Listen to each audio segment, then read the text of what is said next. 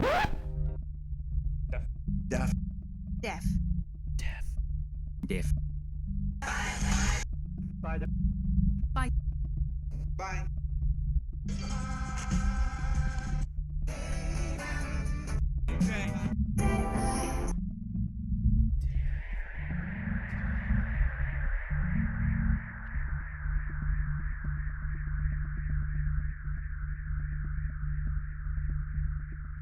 Deaf by Daylight. Yo. Hello, ladies and gentlemen, and welcome to another episode of Deaf by Daylight. My name is Josh, and we are on the all new streaming platform, official streaming platform of Deaf by Daylight. This is our very first Twitch stream. So if you are already listening to me, thank you very much and congratulations. And we hope that you'll stick around and maybe help us work out some bugs here. Definitely make us let it be known how we sound, how we what's going on with us. We would appreciate feedback, especially at the beginning. We've got a lot of moving pieces that we're trying to work with, so uh, make sure that you help us out if you can. Um, we're very happy to have you here. My name is Josh. I've told you that, and I am here as always. If this is your first time uh, joining us on Deaf by Daylight, I am always with my dear friend Ernie. How are you, Ernie? Doing good, Josh. All right. Doing good, Josh. Sorry, I've got a. I was working on a little thing, plugging something in, but yeah, I'm doing good. Ernie, I cannot hear you. You cannot hear me? I don't know what's changed, Hello? but Can you hear me now? I don't have you in my headphones, buddy. No? Oh shit. Michelle, can you hear me? I can hear you. I can hear both of you. Can you hear me now, Josh? Oh, I got you back. I got you back. Okay. Sorry, Uh, I was saying I'm good. I was just plugging something in and out real quick, and it probably no, no, fucked up a little bit, but yeah. all good. That's why we're here. First 15 minutes of this stream is going to be working on little things like that to make sure that we are bringing you guys the best product possible. I cannot emphasize enough that we did work on this. Especially Ernie has been working on this to make sure that it's good for a long time. But obviously, doing it in real time makes a difference. So I'm here with Ernie. How are you, Ernie? Doing really good, man. Everything looks like it's working now. Ernie is coming through for the stream. Sweet. Fuck yeah. Fuck yeah. Yes. So is this Freddie? Is that who we're talking to, Freddie? Freddie, are you Chucky? Yeah, let us know. I'm also here with my dear friend Michelle. How are you, Michelle? I'm doing good. Hoping this all goes well, but I'm ready. Let's do it. I'm excited. Aren't we all? Um, yeah. So this is we're hoping that it is going to be. It is Freddie. What's up, Freddie? It's good to have you here, buddy. Really, it's good to hear from you. We are doing our first Twitch stream. It's obviously a big deal for us. We are going to have this up for as long as we can, and then we're going to put it up on the YouTube channel, like we always do once we're done. So that if you didn't get a chance, you can watch it. You can watch But it. you can watch it, food. But our biggest request here, and it does actually mean something now. If you could fucking hit that follow button, that'd be a great start for us. We would absolutely. We cannot tell you enough how much we would like you to hit that follow button. We're eventually gonna ask you to subscribe as well, but let's fucking start with that follow button. We would really appreciate it. If you have already, we thank you. But enough for the housekeeping. Yeah. Um, Thank you so much. You guys are awesome. Oh, bitch. we're doing all of this because we're trying to expand and make this show better and make this show something viable for us to do and expand on our brand and what we're doing. So we're very grateful for everyone that's here and everyone that will stop by. We will do some checks here and there, but we moving forward are going to be doing things a little bit differently, and we'll get into all of that. um, but the first thing is this new platform and being able to connect with people on Twitch and get people to follow us and see how far we can go with that stuff. We are going to delay getting into the meaty part of this whole thing just for a little bit so we can Yeah. get some more people to jump on. We're gonna hang out. Yeah, we're gonna hang out, and we're going to continue to try to figure all this stuff out in real time. And then we'll get into our episode subject matter and that kind of thing. But for now, that's what we're doing. Again, if you're here, please hit that that follow button. Sorry. Yeah. Freddie had asked, like, what's the like the subject for tonight? It's gonna be thrillers, my dude. So we have a couple thriller movies we're gonna be talking about, and yeah. How does everything sound to you, by the way? Yeah, Freddie, let us know, or anyone else that's here, let us know how we sound, so we can try to work on that part. We are doing thrillers. We're going to be talking about 3 movies specifically. We're going to be talking about The Invitation. We're going to be talking about Hidden Face, and we're going to be talking about Vivarium. And we, in order to talk about thrillers, I mean, there's a lot of context. We're going to be talking about what makes a movie a thriller, what the difference is between a thriller and a classical horror movie, or even a horror movie in general. Freddie says we're coming in clear. That's excellent, Freddie. Thank you.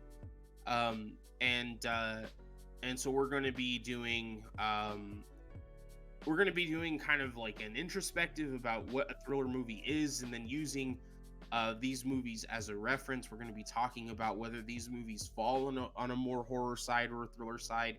All of these movies are described as thriller movies, so that's the biggest thing that we can say about that. But we're going to be talking about thriller movies tonight, and we're very excited about to do that. What do you have going on? You've started over, right? You've started over on Dead by Daylight, Ernie? Yes, dude, it's fucking rough. Like, I have nothing, like, at all. It's pretty bad. Yeah, that sounds like a fucking nightmare. Yeah, I mean, the people I'm playing against are fucking easy, but I have like no good perks or nothing. It's rough. So it's gonna be fun tonight. Right, yeah, I can only imagine. Usually alcohol is a pretty big part of Death by Daylight. Because we are moving to Sundays, it's going to be not as big of a part of Death by Daylight. I am going to be partaking this evening because I found out that I don't have to go in tomorrow until later. But for the most part, I'm not going to be drinking anymore when we do a Sunday episode, and Michelle is also not going to be as heavy. But we are still going to do cocktails. We're going to feature cocktails every week by Michelle. And she is going to. We've got pictures now. We're gonna be putting the text up. It's gonna be really fucking dope, and kind of profile some of her work, the way that she makes a living, and is very passionate about. We're excited to be sharing that with you guys on a different level. You'll be able to see some visual examples, and we'll have the instructions up there, so you can enjoy them yourselves. And Freddie's asking if I lost my account. I didn't lose my account. Since I switched over to PC, it doesn't transfer what I had on the PlayStation 4 to PC. So, yeah, it sucks. But we do have Michelle's cocktail minute that we can do while we're hanging out. Yeah, and we're gonna get to that right after we do. This isn't by any means our inaugural episode, and I don't want to give the impression that we haven't done a lot of work to get here. But I think we can all recognize that it's a big deal for us to finally make the jump to Twitch, and so I'm gonna go ahead and call for a toast.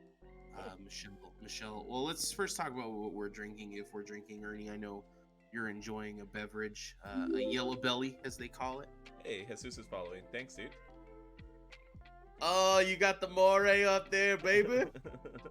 Oh, you love to fucking see it. So we even have like little sound clips that we can do since Josh is drinking and doesn't Yeah. have to work tomorrow. If you've seen How I mean, I I do have Met to Your work. Mother, he's gonna be. So yeah, he's gonna be Beercules. Fuck, I can't hear it. We got to figure that out. We got to figure that out. But yeah, so gonna be a little bit of beer Achilles tonight. I'm also drinking. I'm having a Budweiser. I'm also having a little bit of tequila that I had left over from my trip to the mountains. Michelle, are you partaking in any beverage this evening? Kind of. I have some soda water, and I'm drinking kombucha, which kind of has alcohol. I guess depends on how much you drink. I mean, it does, I guess. if you try really hard, you could get a buzz off of it. I was gonna have a glass of wine, but I haven't eaten today, so I should probably wait. We'll Yeah, do we're that all about later, but I'll have this for. We're all about responsibility. Well, so if you have a shot with you and you are partaking here on this Sunday evening, I'm going to have a little tiny bit of tequila in order to cheers to our. I think it's bad luck, even poor form. I might go as far as to say, when you cheers and you don't take a sip of something. It doesn't have to be alcoholic necessarily, but you should always salute. Jay Texas says that he loves the background music. I don't know who that is, but he sounds like a pussy. Yeah, he does. Freddy's drinking Gentleman Jack. That guy totally does not sound like a Ooh. pussy. No, Freddie. We know Freddie's an OG. Yep. No, of course, Jay Texas Music. For any of you out there, he's our dear friend Jesus. Jesus. Oh, Juan's following us now too. Thanks, Juan. we got a More's on the screen. That fucking shit makes me so hype every time I see it. Thank you, Juan. We got another one. I don't know if that's the same one. Kate, thanks for following. How's it Kate, going? What are you thank drinking? you. Cheers. Let us know what you're drinking if you're drinking. Cheers. Thank you, Kate.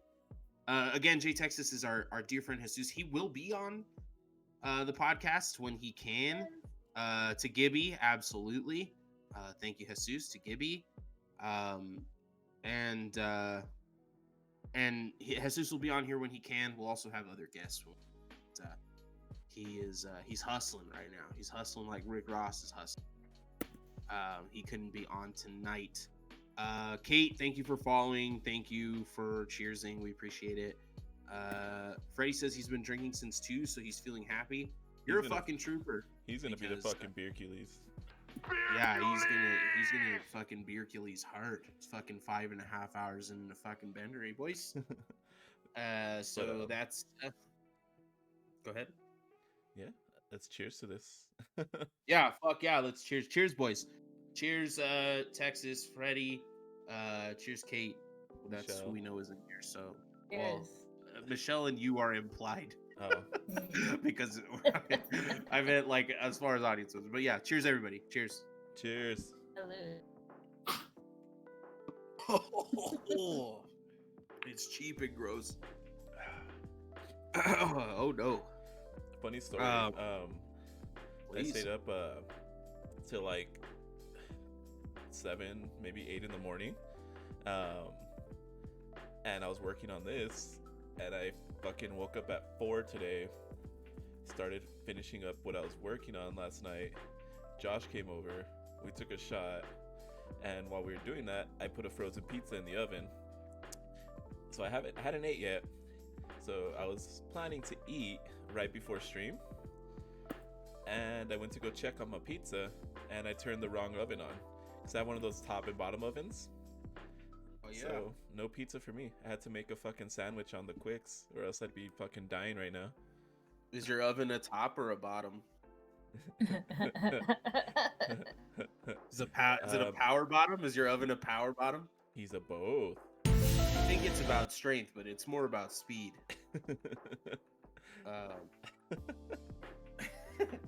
Michelle gets it. It's Always Sunny. Yeah, it is. Yeah. And So endurance.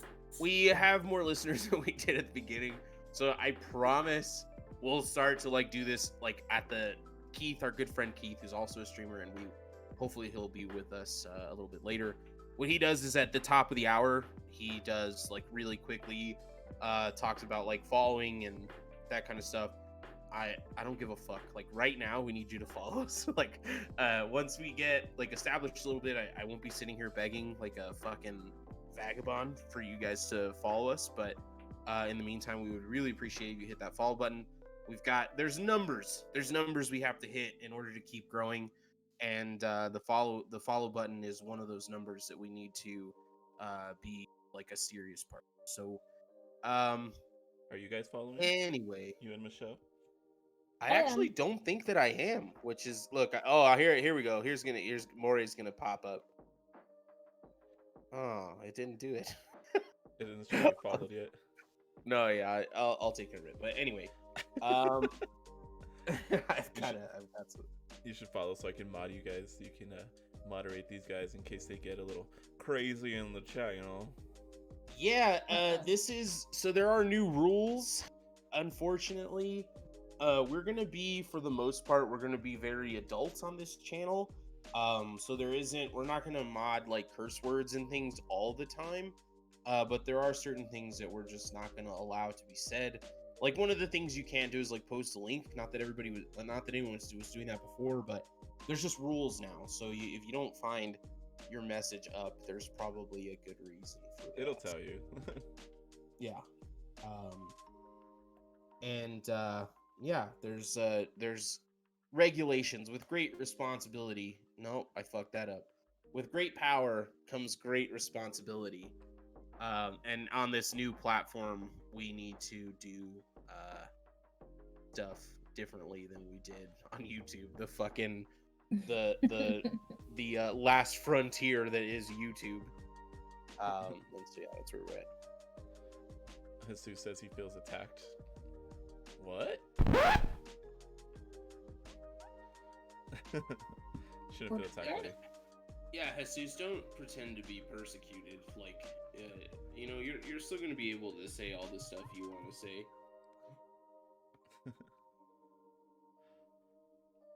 It's not you, Jesus. It's us. Oh, Wait, no, that's not. I don't know. Nobody What's wants the to thing that hear you say in that. relationships? Like, it's not you, it's me. That's what I meant to say. It didn't come out right. Sorry, I'm just gonna shut up. Oh man, that's funny. So I promise you all, we're very close to getting into our subject matter. We're giving ourselves a couple more minutes to get people in here. And oh my god. what? So Cool. Let me tell you this story about my Uncle Ben. See, I still think it's funny, Jesus. I think it's funny. I just No. I don't know how that stuff goes. So Freddie, if you think freaking Josh did the Uncle Ben wrong, Jesus is a whole nother story. Oh no. One said he's gonna simp Virgin Ninja Blah. Yeah. Sim Virgin Inzel. Me too. Virgin Ninzel. I don't know what that's supposed to be. He did me right. No. Oh no. Well, I guess you're not like getting modded, buddy, because this is pretty grotesque, and I don't see any regulation here. So, if you're just joining us, God bless you, because we have not gotten started yet. But again, we wanted to make sure that our audio was good. We wanted to make sure a lot of other stuff. I can not fucking log into this motherfucker, so I'm probably just gonna have to fucking follow. I have to focus on hosting. There's too much going on at the same time, so I'm just going to focus on that part, and we are gonna go ahead and just get to the subject matter. We're going to be a little bit more casual about it today because we want to keep going. We want to keep it lighter. But we do have a lot of subject matter. It turned out that the movies that we selected can be analyzed and analyzed and analyzed over again. And so we don't want to, cut them short or take away from our analysis for any reason whatsoever.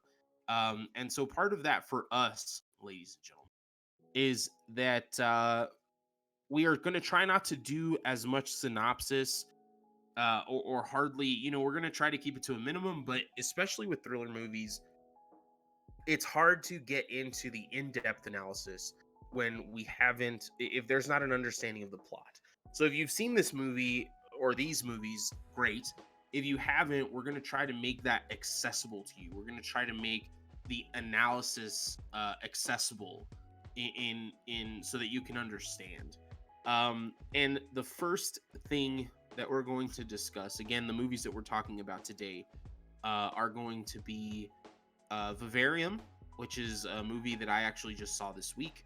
A movie called The Invitation, which I am absolutely in love with, and another movie I just saw this week called Hidden Face, or in Spanish, where it's a Spanish movie, and it is called Cara Oculto. Is that right? Yeah, La Cara Oculta. Oculta. I don't conjugate well. Got a A what? A good? A cara oculta. Yeah, so we're gonna be doing those three movies. We are gonna take one at a time, but obviously there's gonna be a meta discussion around the specific movie discussions, and those discussions are gonna be about what a thriller is. So there was a misconception or a miscommunication, or Josh said some shit that he didn't really mean, which happens from time to time. But Michelle was under the impression that I was just against thriller movies.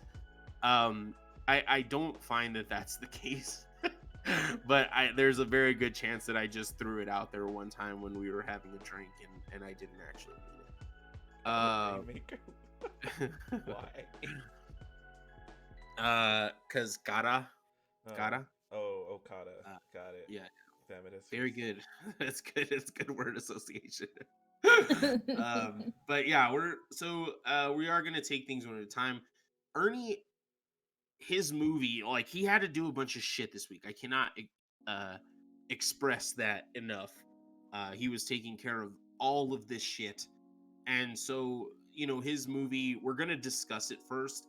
But I feel like Michelle and I are probably going to end up discussing it more than Ernie, but it was his choice. And so maybe before he gets into the gameplay, he can add, first of all, tell us why he picked the movie, what his impression was of the movie, and then maybe add a little bit here and there before he gets into the gameplay. And when he does get into the gameplay, we'll take a little bit of a break and explain our drinking game.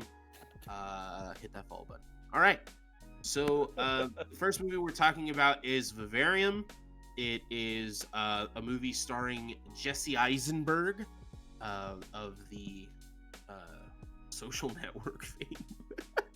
I was gonna say he's in way better movies than that. I don't know that. Adventureland, bro. Come on. Adventureland's fantastic. Zombieland is fantastic. I don't know why that was the first one that came to my mind. It's a good movie, honestly. Imogen Poots, one of the best names in show business, is also starring in the movie. And then there's a young man named Senan Jennings, who is probably like the main antagonist of the film. The kid does an unreal fucking job, man. They do it's not his voice, like they put a voice over his voice, but man, that kid's fucking annoying, which is exactly what they wanted. So he the crushed voice that is put over his voice is actually the Martin character, like that man from the beginning. Oh yes. There. That's his voice. I didn't know that till like just got it. Legendary Lex Luthor. God damn it. Dude, he was a fucking terrible Lex Luthor. I get what they were trying to do, but it was just so fucking bad. That's already a great fun fact. So we got to come up with an audio a fucking button for our fun facts, but that's already great because I didn't know that either. So I wish I had paid more attention. I didn't. Is this the one where they're stuck in the neighborhood? Yes, that's the one. Yes. And so again, a brief synopsis: a couple goes into a real estate office looking to buy a home. The realtor takes them to a neighborhood where everything is green, and eventually you find out that it's all artificial. The sunlight's artificial, the sky is artificial, and they go into the home and they are abandoned there, and they cannot leave until they raise this child. I know what you're asking already. They try to fucking, why wouldn't they just drive away? They try everything. Let me fucking tell you. There's a point where they decide they're just gonna follow the sun until they find something that they want to see. And it doesn't work. They end up right back. So there's some kind of magical realism here Hold on, that wait. is keeping them locked in this place. Before we What? continue on Vivarium, Uh-huh. let's do the cocktail minute. Oh yeah, dude. Fuck yeah. And then a couple things. Kate's, of course you would, Kate. She liked it. Plus Jesse is a cutie. Jesse Eisenberg. And You like then- the lispers, huh? Oh my god. He's got a little bit of a lisp. Good. I love his lisp. I think his lisp adds a lot of character to like who he is like as a person. But You realize you just fucking triggered Jesus now? no, I get the inside baseball of it all. But he actually has a lisp. Yeah.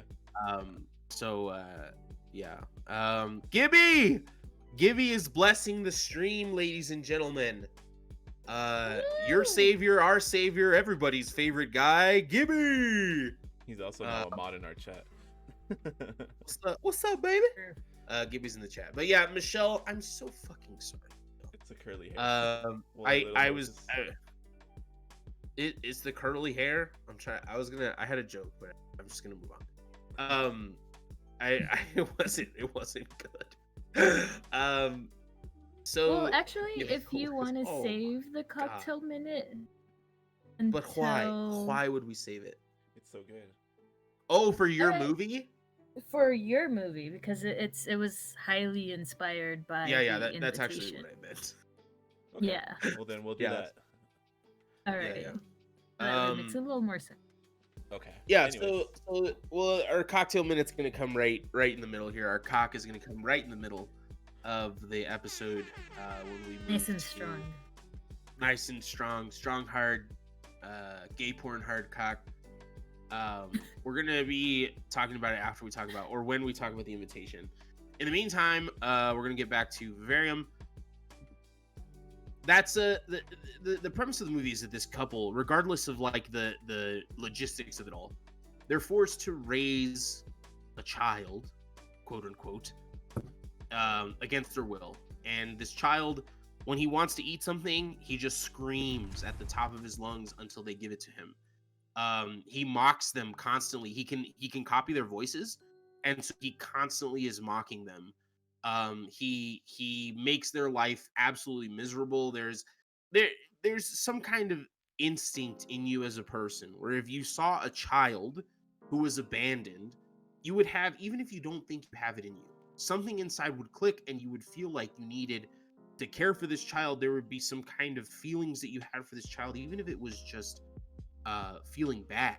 You would have, this child does not invoke any of those things. There's no, it purposely, this, and it's actually not a child, it's some kind of alien or alternate creature, body snatcher, but it doesn't invoke any of those things. It's the most annoying, like purposely irritating's a fucking nice word. I can't think of the word that I'm trying to think of, but it's absolutely infuriating, this alien child thing. And the movie is about them having to raise it and the effect that it has on them at the same time that they're trying to escape this artificial world. If you haven't seen it, I can't recommend it enough, but like I said, I want to Freddie said, hell no, I wanted to kill the little shit. Bro, yes, dude. I work with children, and so I'm legally obligated to say I would never harm a child, but I definitely wanted to fucking fuck this little kid up. And I also I want to get Ernie's first impression so that we can kind of move into, like, if he wants to move into the game or whatever. But I want to know, first of all, why you chose this movie, and second of all, I mean, we've kind of talked about this, but what was your first impression of the movie? What was the lasting impression that you had after you had watched the movie? So like, the reason I chose this movie is because I had never even heard of the thing, but I like randomly was just watching movies one night and I was like, oh, Jesse Eisenberg film. Let's go ahead and watch it. And the whole time I was just like, fuck this. Like, when they meet the fucking realtor at the beginning, I was like, nah, this guy's a fucking weirdo. That dude Martin, fuck no. He's a creep. And the moment he like mocked her when like she was saying that they don't have kids yet, I was like, nope, I'm out. And then it just fucked Yeah, me like up. Like, I'm gonna fuck you up. Like, what did you just say to my wife, dude? yeah. Like, And like, it was gross. And like, I mean, I can't say I've never wanted to donkey kick a kid, but damn, I wanted to like just kick that kid into like another fucking dimension because he was fucking horrible. And then it just, I don't know, it scarred me in the sense where I never want to live in suburbia anymore. Not like I ever did, but yeah, I like that you used that word because I think as much of this is a commentary on raising children and the family unit and a lot of other things. I think that suburbia is a theme in this, and I think that having that deep unsettling, and this is my review. If I had to write like an under 5 word review of this movie, I would write deeply deeply unsettling because that's what it is. So all of the themes in this movie, every theme that comes up, you're uh Josh? Michelle, you there? I'm there. I think Josh blew up. Okay. I can talk about what I thought of the film and as far as like the whole suburbia. Yeah, definitely. Well, Josh. Especially, yeah. All good. So that was the first thing as I was watching this, like just seeing Martin drive them out to that neighborhood.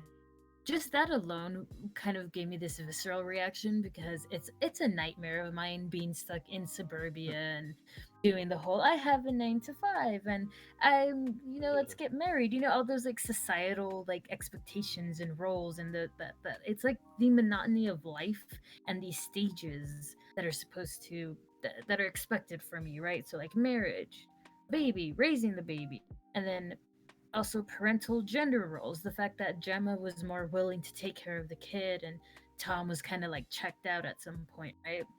Yeah. And doing the work monotony and to the point where Tom's like, well, this is all I know what to do, which is digging, gardening. So he just continued digging and basically dug his Own grave? future gravesite.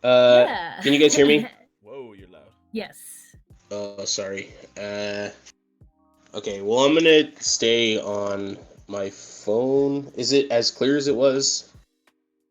Probably not, right? No, but give me a sec. I gotta lower your voice a bit, buddy. You are loud. I can hear you a lot better. Okay, can you hear me? Josh? Yeah, and I'm Yes. just gonna stay on my phone because my PC literally like fucking like crashed. Oh. And so Hold on. Do a little mic check so I can volume you. test 1 2 test 1 2 Okay. test 1 2 test 1 2. Yeah, so like Kate was saying, it has to do with the cuckoo bird. Oh, crap. Hold on.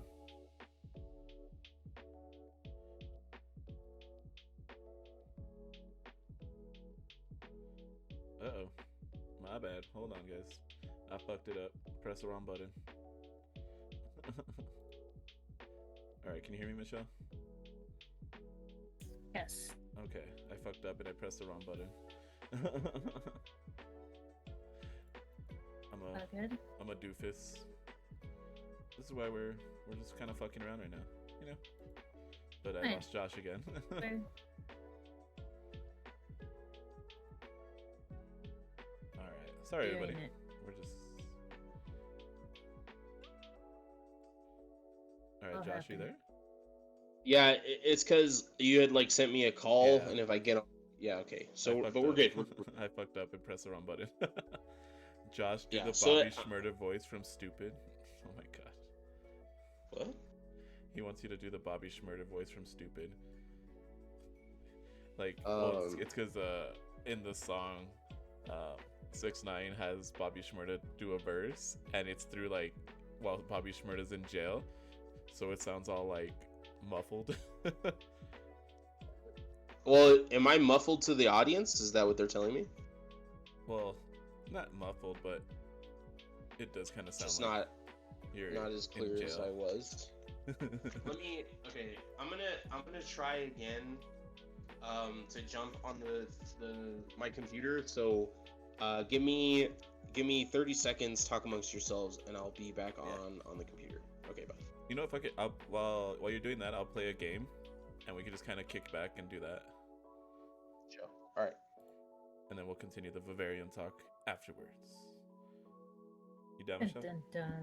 Yeah. Okay. Fuck it, let's do it. I'll show you guys how fucking shitty my fucking Dead by Daylight shit is now. Ah, shit, it's on the wrong screen. Hold on. Okay, I'm back. Whoa. Josh? Can you guys hear me? Yeah. Excellent. Okay. If it crashes again, I'll only need about 15 seconds because I've got like a backup plan. So, hopefully it won't. But if it does, my laptop is a real fucking piece of shit. So, but that'll be fixed soon. I'll have a PC within the next week, and so this is the last time that we'll have to deal with this shit. But yeah, go ahead with the match. I mean, I guess we can just keep going. Yeah. Again, a lot too. Who do you guys want me to play as? Fuck it, we'll just do that. I have these 6 killers. Or 8 killers, sorry. I don't know how to count. All right, so this is your opportunity to jump in there, audience. Oh shit, a fucking wild gremlin has appeared. Oh, Manny, what's up, baby? Glad to have you, Manuel. Manny's a dear friend of ours, and has been on the pod, and before. So, we were talking about Vivarium. Again, we apologize for any technical difficulties. I promise that this is not for a lack of trying. We did a lot to prepare for this stuff, and we're just trying to iron out the kinks. But Yeah. Gibby wants me to play the Blight, but nah, fuck that. yeah, Not yet. apparently the Blight's a real motherfucker. So boom, Maury should pop up right now. Boom, go, Oh go, wow, Josh is not following us. Hey Josh, thanks so much. We really appreciate it. Nice. I appreciate me too, Welcome, baby. Josh. Thank you, Michelle. So we are. She brought up an excellent point. So the film actually opens with film of the cuckoo bird stealing a bird's nest. It's actually really violent and terrible. And the idea is that there's a surrogate parent raising young of someone else. So if you're talking about, like, if you've ever heard of being cuck, it's when someone comes in and fucks your wife.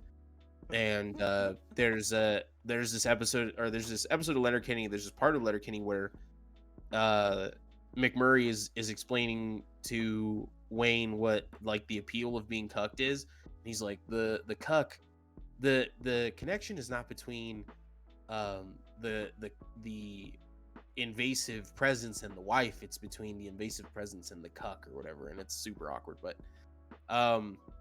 that's what that means. It's a surrogate, either raising or fucking somewhere in there, and that's what it has to do with Cuckoo Bird, because obviously these two people are not this actual person's parents. My favorite line in the movie, which is repeated several times, is that Imogen Poots over and over again says, "I'm not your fucking mother," to this alien child body snatcher thing. and it's fucking awesome. There are a lot of really good looking people in all three of these movies. I want to venture to say she's the best looking one out of all of them. But that doesn't hurt I'd things have either. to But agree with that for sure. yeah, she's crazy Yeah. good looking. Which makes it even like better like when you see them like deteriorate physically, it's like very obvious because in the beginning of the movie, she's like very bright and bushy tailed and just dropped it gorgeous and well groomed and taking care of herself, and then by the end of the movie, she looks like a fucking walking corpse, and so they did a really good job with that as well. And so yeah, so that's the general overview of the movie. What happens is that they eventually do raise this kid, and Jesse Eisenberg dies of exhaustion and just being in this fake, unnatural environment. You just can't take it anymore, and he collapses and he dies. And the same thing eventually happens to Imogen Poots, although the entity, what the fuck is his name? The little kid? Martin. Oh, Martin. they're all named Martin, right? Yeah. Martin. What else has she come out in? Imogen Poots. That's what Freddie's asking. Well, Freddie, I'd have to fucking check, bud. Let me see. Let me do a quick IMDb, and let's see what Imogen Poots is in. She has a Green fucking Room? phenomenal name. That's such a good name. I don't know. What's Poots your kind of name? sounds Oh, like it's, she likes to fart a lot. it's Imogen Poots. Like, oh, is it? She was in The Green Room. She was in 28 Weeks Later. She was in a movie called That Awkward Moment, which I've never seen. Fright Night. Fright The Night. remake. The remake of Fright Night. Anyway. She was in 28 Weeks Later. I don't remember that. I'm also researching that part because I don't remember her in that movie either. I'm trying to find a picture of her in that movie specifically, and so I can like jog my memory. Anyway, so there's a lot of themes here, and we like to do spoiler alerts, which we should have done before I gave you the ending of the movie, but I didn't. So you've got it now. She there's spoiler alerts, but there's also some trigger warnings here. We're gonna have a very real conversation about special needs children and what it means to be a caregiver to a special needs child. So if you don't want to hear about it, or maybe you think that we're gonna say something that you are gonna be triggered by, then first of all, don't watch this movie. But second of all, maybe tune out for a little while we discuss the movie, because I don't want to beat around the bush about what the themes of this movie are, and that's certainly one of them. So we got Ernie's take. I know that Michelle and I had at least similar ideas. I 100% remember her in 28 Weeks Later. Anyway, Never wanted to punt a kid so hard in my life. I mean, everyone agrees with that. It's a hard movie to watch, and that's the thing, is that it's not, it's not pleasant, but it is good. And so I want to get Michelle's first impression, her lasting impression. What did you think, Michelle, about this movie? How did it make you feel? Things of that nature. Well, it gave me terrible anxiety. When the first time you cut out, I continued the conversation and I mentioned that just the beginning when Martin is driving them through the neighborhood and just seeing like that kind of just suburbia, right? That is my nightmare. Like living in something like that with the same people. Like I don't know why. Like I'm very much like I need to change my shit like on a daily basis. So the pandemic hasn't been fun for me at all. That being said, though, I thought this was a good. I think, like again, I'm always talking about how films put this like really close-up lens on specific aspects of life or like society, and this is like looking at this couple and the whole monotony of life and the stages that you're expected to take and the societal norms. Like, you meet someone, you get married, you have a baby, you raise the baby. There's also the parental gender roles. Imogen Poots, she actually kind of tries to take care of the kid, whereas, what's his name? The character's name is Tom. He's like, well, I know how to do gardening and dig, so he just digs a hole until he eventually digs his own grave. But all that being said, again, these are like these stages that you're expected to take in life until you just die. And I don't know, there's this like cathartic element of the film that there is no escape, some people, from these societal norms. But if we're going to take it to even a more specific case, like the idea of like, raising an autistic child, right? That it is much more than just what I'm bitching about, right? Like I have nothing to, not to say complain about, but like I'm pretty chill, right? I can do what I want. I don't have to take care of someone at the moment. Like I do me, for lack of a better term. But when you kind of mentioned that, we had that little small discussion about that, I really did want go back and I saw I have a fairy godson, and he is a nonverbal. He falls on the spectrum, and it was tough seeing it through that lens after that, and I just kept seeing him and just like how my best friend, like all the things she has to do, that's just just an extra step to to make sure he's okay, to make sure he's comfortable, to make sure like and it's not, she calls me and tells me all these things. It's not that she's complaining. It's just like that's her life, you know? And she's doing it. And I think she's an amazing mom. Um, but again, as I mentioned, like putting this really tight, specific lens on something like it, there's something that said in for poetry, the more specific you are with your language, the more universal it can actually be. So for me, my initial response was, oh my God, I don't want to do the whole 9 to 5, getting married, having kids, raising, and then just dying, versus a more specific lens to my best friend would be like, oh yeah, I can see that because I also have like an autistic child that has these other needs that other people wouldn't understand. Does that make sense? I could see it like through mine and then through hers as well in this film. Yeah, absolutely. And yeah. Well, and I think for me personally, I immediately was the the first thing that I thought about was that very specific thing of having to raise a child on the spectrum, but in a way where they need a caregiver. So there's a Reddit post that surfaced today. Ironically, not ironically, that's the wrong use of the word, and I hate when people do that.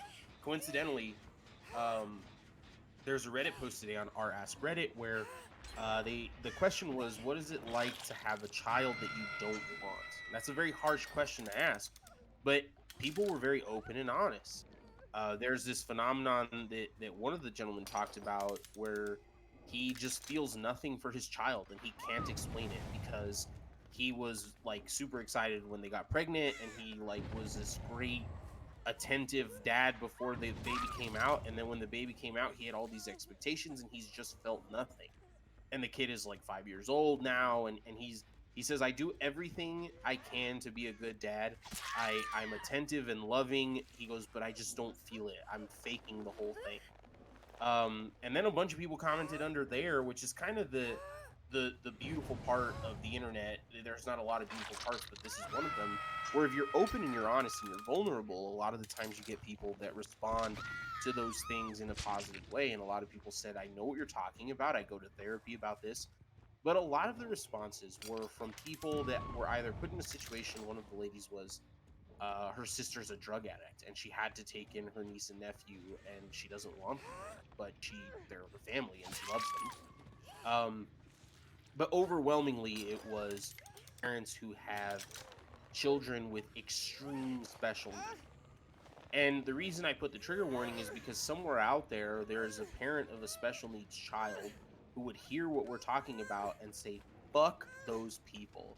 not us talking about it, but the people that are willing to say that they do not want to be parents of these special needs kids. For me, it's it was my mom. One of my mom's best friends in the world adopted a son from Mother Russia, and Mother Russia. she knew before she got the kid that he was nonverbal, that he was on. I mean, autism is it's not even in the spectrum because he's blind, he's mute. They're unsure if he's deaf. They think he's at least very close to deaf. Um, and then physically cannot really do much. I mean, he's literally incapacitated in almost every way you can possibly think of, and I understand intimately what that woman is going through because she has shared the intimate details of that struggle with my family. And so that's the first place that Vivarium took me to was this woman and the struggles that she has with the child. But this other comment, and I want to quote it word for word. Um, she said, if you want to put yourself in the headspace of a parent who has a profoundly special needs child, watch the movie Vivarium. It's about a couple who gets stuck in this weird suburb and they cannot escape and are forced to raise this strange alien childlike being until they die of exhaustion. It's an odd science fiction alien monster type of movie that's meant to be pure fantasy, but for me, it was the realest movie I have ever watched. Um, and before that, she goes into excruciating detail of what she deals with and says that I'm not a parent. I'm not a parent. A parent is someone that raises a child to be a good member of society, that raises their child to be polite, that raises their child to follow their interests and their dreams. My child doesn't have any of those things. My child focuses on her toy and eating. My child smears her shit all over the walls when she feel like it. My child has to wear a helmet because whenever she's frustrated, which is often, she smashes her head on things. And I'm a caregiver. I'm literally doing everything that I can to keep this child alive, but I don't feel like a parent. Heartbreaking stuff. But I think that when you watch this movie, that's exactly you feel those feelings. You are deeply troubled, and you're talking to or listening to people rather, at least two people. I've never had this conversation explicitly with Michelle, but Ernie and I have had many conversations about how we don't want to be fathers.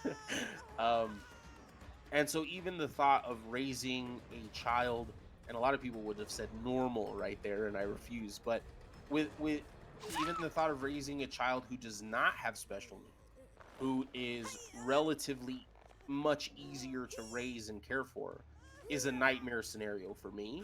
So the thought of having to raise a child that has that kind of special needs that just burn people out is terrifying. And this movie plays on that fear. It gets to the gutter, the deep down inside of you. It questions whether you have the biological instincts to love and care for and raise a child, even if it wasn't yours.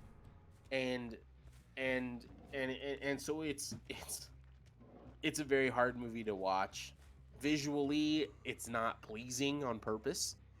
The sounds, there's no good sounds, there's no good music. Visually nauseating. Um, and the storyline is gut wrenching. So on purpose, it's this fucking ball of spikes that you're asked to pass through your system, and that's what I have about Vivarium. Not that that's the end of the conversation, but that as far as like first impression, lasting impression, I won't ever watch the movie again. Um, but it was a fantastic movie and accomplished, I think, everything that it set out to accomplish. Can I get some agreeans or disagreeans? I agree that I'm not gonna watch that again.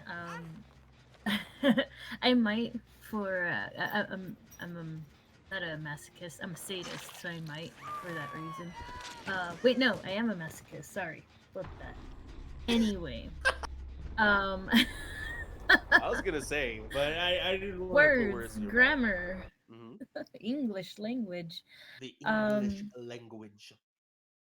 It was, again, as I mentioned, to me, the whole suburbia coupley marriage, social expectations, monotony of life, all of that, like, it just depicts that in the most intense way. And I don't think I want to see that again. I think I'll try to avoid it as much as I can. Um, there's just Uh, yeah, there's just something also about I was gonna mention one thing that you did mention, but as far as like the sound of the film, they did play with a lot of like aural effects when they first show up into the neighborhood. I noticed like it sounded like they were on a set, which, you know, it's a film, they are on a set, but they kept the sound and how everything sounded, because again, it's artificial clouds, artificial sun, you know, artificial grass. But even that sounds artificial. It sounds unnatural. It sounds like they are on a set, and it just gives it this extra kind of unwelcoming, like not homey, quote unquote, vibes, if that makes sense. You know, it's supposed to make you feel uncomfortable throughout the entire thing. And the only time I noticed when the sound, like that specific sound, changes is when they sleep in the car, they go into the car, or, you know, they're just not in that actual setting, you know. But that was also very unnerving. And again, I did have this very like visceral reaction. well, so my Uh, favorite aspect of the movie, and I have something very close to my heart that they did in the movie. Um, my favorite kind of music in the world is reggae music. Uh, I adore it. I play it. I write it. I've been in bands that strictly do that. My best friend in the world, my two best friends in the world, also love and have made reggae music with me. Um, and the only relief that you get in the entire film, orally or otherwise, is listening to reggae music. When they're driving in before they get to like the deep part of the suburb, they're listening to reggae music. When they get their only like happy moment of living in the household, when they go outside and they're dancing together, it's reggae music. Um, and and unfortunately, you also get the reggae music at an uncomfortable part at the towards the end. But the only relief that you get from either aural attacks or visual attacks or sensory attacks or writing perception attacks is through that reggae music. And that was very, very close to my heart because I feel that way about life. I feel like oftentimes my biggest relief from the world comes through to the Maytals or fucking Revolution or Sublime or Tribal Seeds. Like a lot of my joy and relaxation in life is accompanied by reggae music, and so I thought that that was very good. yeah. I will say, there's a comment that I wanted to address. Kate said that she thought there was a they thought that there was a deeper meaning of Jesse burying himself, and I totally agree. And to me, what I thought of that was, again, he kind of says like, "This is what I know what to do." So he just continues digging because, one, it's something to do, but it's also like reminding him, you know, their quote unquote normal lives, what they were doing before they got stuck here, right? um but it's also, again, like the eventual, like, it's the idea of like, you work this 9 to 5, which to him it's his gardening, right? And he basically does this said quote unquote 9 to 5, this digging, until he just dies, basically, and that ends up being his grave. So I thought that was a good kind of nod to the idea of like the whole, oh yeah, so grow up, you get married, you have kids, you work this 9 to 5, and then you die, and then that's it. Um, I like the part that sounds. that Kate's saying too. Like, pretty sure he had like a thought about that, and like that's why they were dancing to that one song. Mm, And like I felt like they both had that like, we're normal for a little bit. Yeah, so the song, in case anyone's interested, is a song called 007, in parentheses, Shantytown, by Desmond Decker.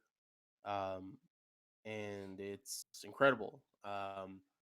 The I think speaking more on, so Freddie also said The car wasn't of the alien construction. Never noticed that. That's a crazy nice catch, Michelle.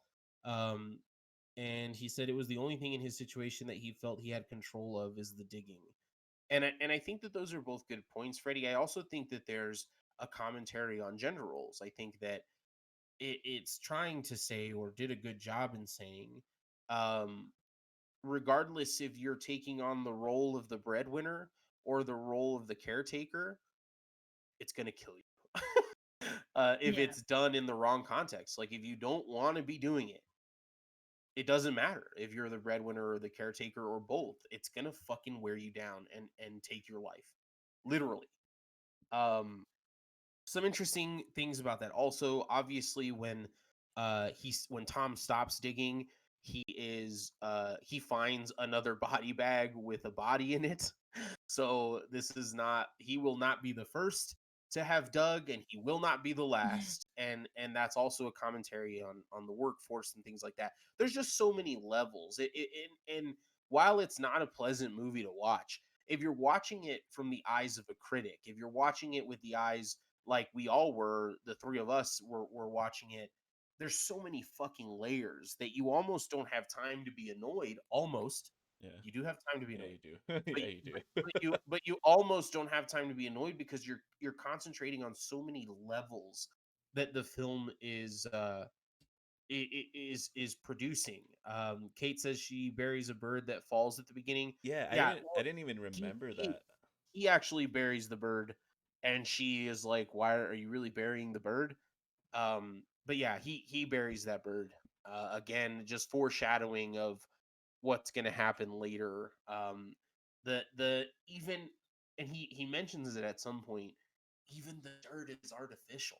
Like he doesn't even get the satisfaction of like digging into the earth, like being in the earth, being around, surrounded by something natural and beautiful. Like even the fucking dirt is fake.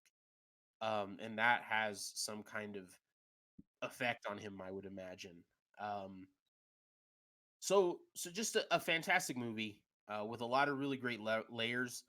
And I'm not ending the conversation by any means. Like if there's more, let's keep going. But I do want to have a little bit of a drink.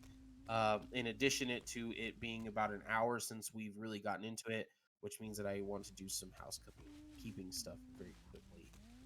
Before we get to that, Freddie says, "Yeah, the never-ending loop when the now adult Martin puts the Martin from the beginning in a body bag, only starting the Oh, progression loop." Yeah, yeah. Haunting stuff. that was fucking so fucking creepy. Cause she's like crying over his dead fucking corpse, and he just comes up and just fucking grabs him, puts him in a bag, and just fucking yeets him into the fucking dirt. Like, fuck, dude. Yeah, devastating. I didn't mean to laugh that hard. I just the yeet. I didn't expect you to say that. That's what he does. Um, He fucking yeets the fuck out of He him. does, yeah. so the next part of the conversation, at least as far as I'm directing it, is going to be talking about the thriller elements of this film in contrast to the horror elements of it. And there are things in this movie that are horrific and could be, I think, belong in a horror movie, but it's labeled a thriller for a reason. We're going to get to that very shortly. In the meantime, please like if you are watching us. Please like. Uh, we are we've got a lot of growing to do. We've got a lot of really cool stuff to bring you, but without that fucking like button, nobody gives a fuck. So please help us out and do that, and eventually we'll stop begging because the fucking value engine will run itself. But in the meantime, we gotta keep doing it. And in also, I'm gonna go ahead and do another toast. So usually, the way that we run this fucking shindig is that there's a drinking game while Ernie is killer. If he breaks a gen, if he hooks his first or third, or he kills his first or third, or he puts somebody on a hook, those are all drinks, and his second and fourth are shots. We're not going to be running that anymore as much. We're still going to bring it up and talk about it. But again, because it's Sunday, Michelle and I are not going to be partaking as often. I can't imagine. Well, Ernie's now on this weekend, so maybe he will. But I have maybe a he'll get question. maybe he'll get drunk enough for all of us. Go ahead. I have a point where I could just be a fucking dick and leave everyone just crawling and find the last person? Should I be Eh? nice and let them reset, or should I just fucking be a Never dickhead? be You should do whatever it takes to fucking level up, buddy. We got to get back to that big dick status on the game. So you got to be ruthless here at the beginning. Swing that big dick, baby. Swing it. All right. Take him down hard. I also want to cheers real quick. So my whole point of that was that Ernie got a 4K, and usually we would take 2 shots. Right now, I'm only going to take 1. If anybody out there wants to take 1 with me, that would be great. Let us know what you're drinking. Let us know what you're shooting. Let us know what you think about Michelle's cocktail. Ask her questions about it. If there's anyone in the universe who can answer your questions about alcohol, it's Michelle. So make sure that you that was a big promise, Michelle. I'm sorry. That was asking a lot of you. But That's what I do.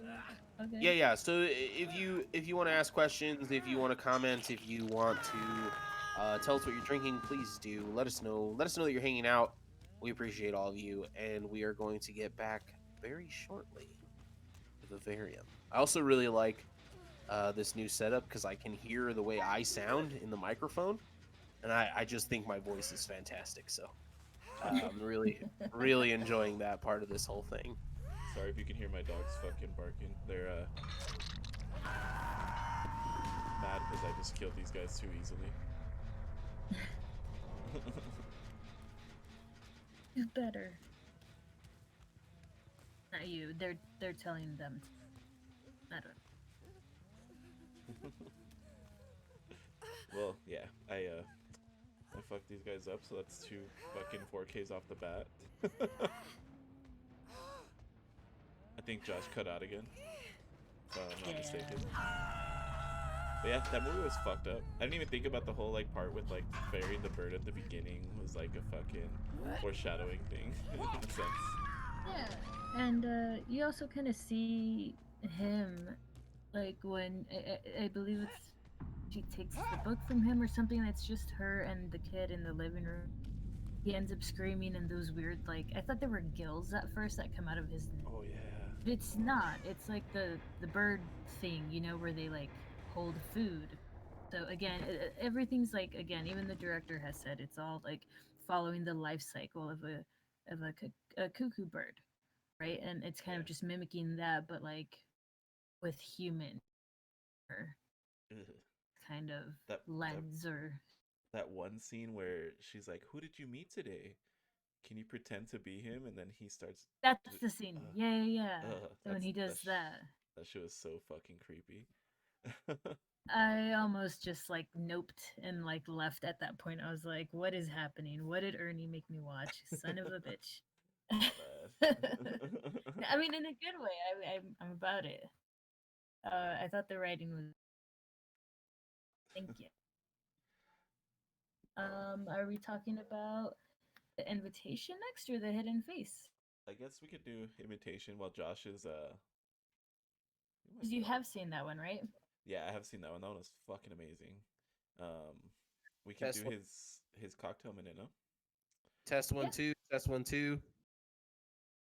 Yeah, there. Hello. Hi. Hi, Josh. How's it going? Good to I'm have back. you back, buddy. I'm back. Welcome back. Yeah. Holy shit! Thank God.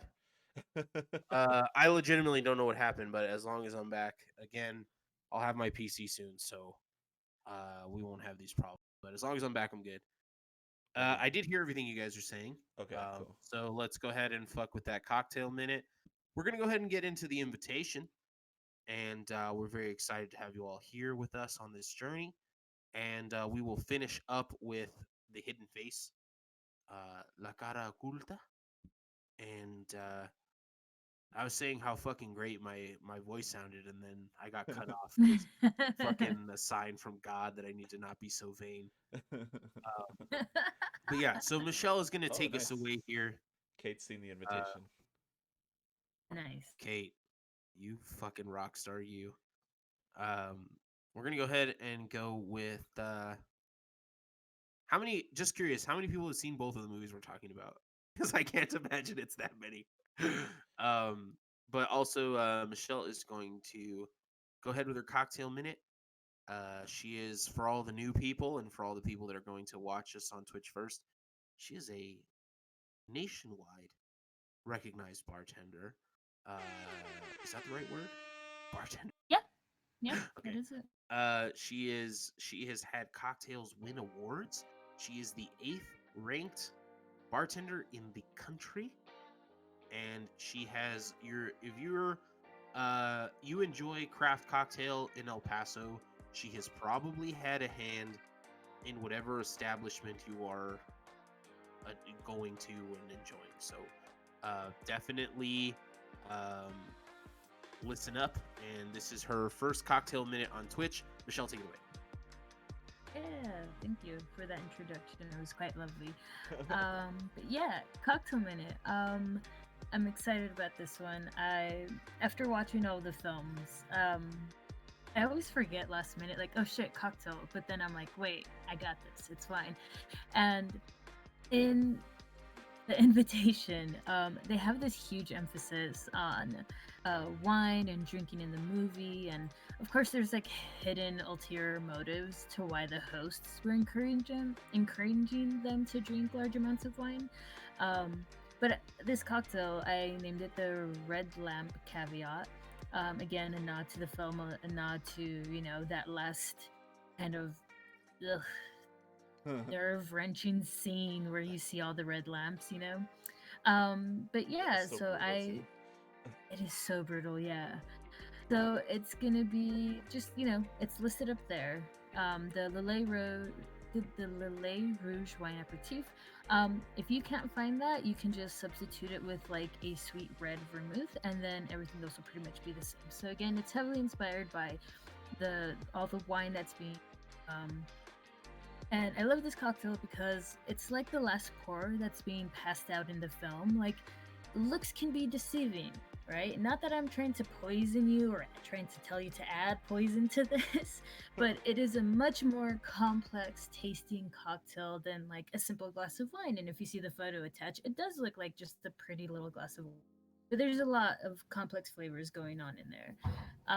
Its main ingredients, like I said, are 2 types of fortified wine, some pomegranate liqueur. Ernie, I thought you'd like that because I know you Yeah, love fuck Palma. yeah. I love Palma. And I also thought the pomegranate felt appropriate because it was, just something about Eden, her name, her white gown that gave me a lot of like Jesus-y Bible Last Supper vibes. And of course, at the end, I just balanced that with orange bitters, add some citrus. It's really easy to make, and it is lower ABV, meaning again lower alcohol content. So you can drink these all night, and you can still escape from a murder suey dinner party. So cheers, the Red Lamp Caveat. Shit. I really like the abbreviation of suicide to murder suey. I really like that, Michelle. I'm all about I hockey can't- language things. So if I can hit them with the fucking murder suey, boys. Oh yeah, there's a little Marsui going on in the crowd. Just go ahead and turn your attention to the left side of the stadium now, boys. fucking down Tom's Ridgeway, they had a fucking murder suey the size of a boy's boy. But this just Fucking in, easy. you can get Tommy, yourself a knows. powdered donut now. So just go ahead and get one, Jelly filled and a double at the Timmy Hortons with a good old murder suey. I really like that. I'm never ever gonna call it a murder suicide again. Even if like it's like a professional setting, like I'm some kind of murder detective, and like they're like, what's the case, Marin? And I'm like, oh, it's a fucking murder suey we got here, boys. Like, oh, you really shouldn't trivialize it. But I like it a lot. So sorry, Michelle, go ahead. Continue. That's it. I love that Oh, you love alright. that. So I heard that. I can't take credit for it. I heard it in a film years ago, and I've never, kind of like you said, I've never not said the full term. It's always been murder suey. It's terrible, but it's hilarious, and it's one of my weirdly enough, favorite phrases to say, and I'm glad I got to throw it in the little description here for this cocktail. We are too. We are too. So the invitation was kind of my baby, which we'll get into in a second. But again, we're going to take a quick cheers opportunity here. We already got a 4K. We are on Twitch. We are well on our way because you guys are so fantastic. So we're going to take a quick cheers here. Whatever you're drinking at home, whether it's alcoholic or not, please cheers with us. We appreciate you guys. And cheers to Murder Suey's. Cheers. Thanks for fucking following us. Love you guys. Oh, bitch. Oh, that was a bigger shot than I anticipated. I just finished the bottle of Maker, so. Maker. Ugh. Love me some fucking Makers, Mark. Kombucha You know what I loved is more not though good when it's was warmed up. that Proper 12 we were drinking was fucking delicious. So the invitation is brief synopsis. So I want to preface this by saying that my favorite subgenre of film is a movie where a dinner party goes wrong. And you're saying to yourself, Josh, how many fucking movies could there possibly be where a dinner party goes wrong? And I'm here to tell you, listener, it's a lot fucking more than you think. What? No way. Am I missing something? No, I'll just make it up. And there's so many that it really could. I think I've seen about 20, and I can't imagine that I've seen all of them. And so some examples here, because I know people are gonna want to hear some examples. One of my favorite movies of all time, something that we're going to cover eventually, is called Coherence. It's probably the best movie I've ever seen. I was shown that movie by our dear friend Ruben, who is our friend in real life, but also a friend of the show. He showed me Coherence, and I cannot get enough. I watch it every couple of months. I love it so much. It's great. There's a movie called This Is the End, which is very good. It's about a dirty bomb going. No. This Is the End is the one with Craig Robinson. Yeah, I was about to say The dinner party movie is called The End Is Near. And it's about a dirty bomb going off in Austin and these people's like last hours to be alive and how they handle it. There's a Spanish movie, again, a lot of Spain talk this evening. Perfect Strangers is a Spanish movie about it, not at all even like, it's not horror. It's just a very emotional movie about a group of friends getting together at a dinner party, and then things go horribly wrong because of just like human error and things like that. Then you have, of course, The Invitation, which we're talking about. There's a lot. Okay, just I hope those examples were enough for you. I was gonna add one example. It's one of my favorite Spanish films by the surrealistic film director Luis Buñuel.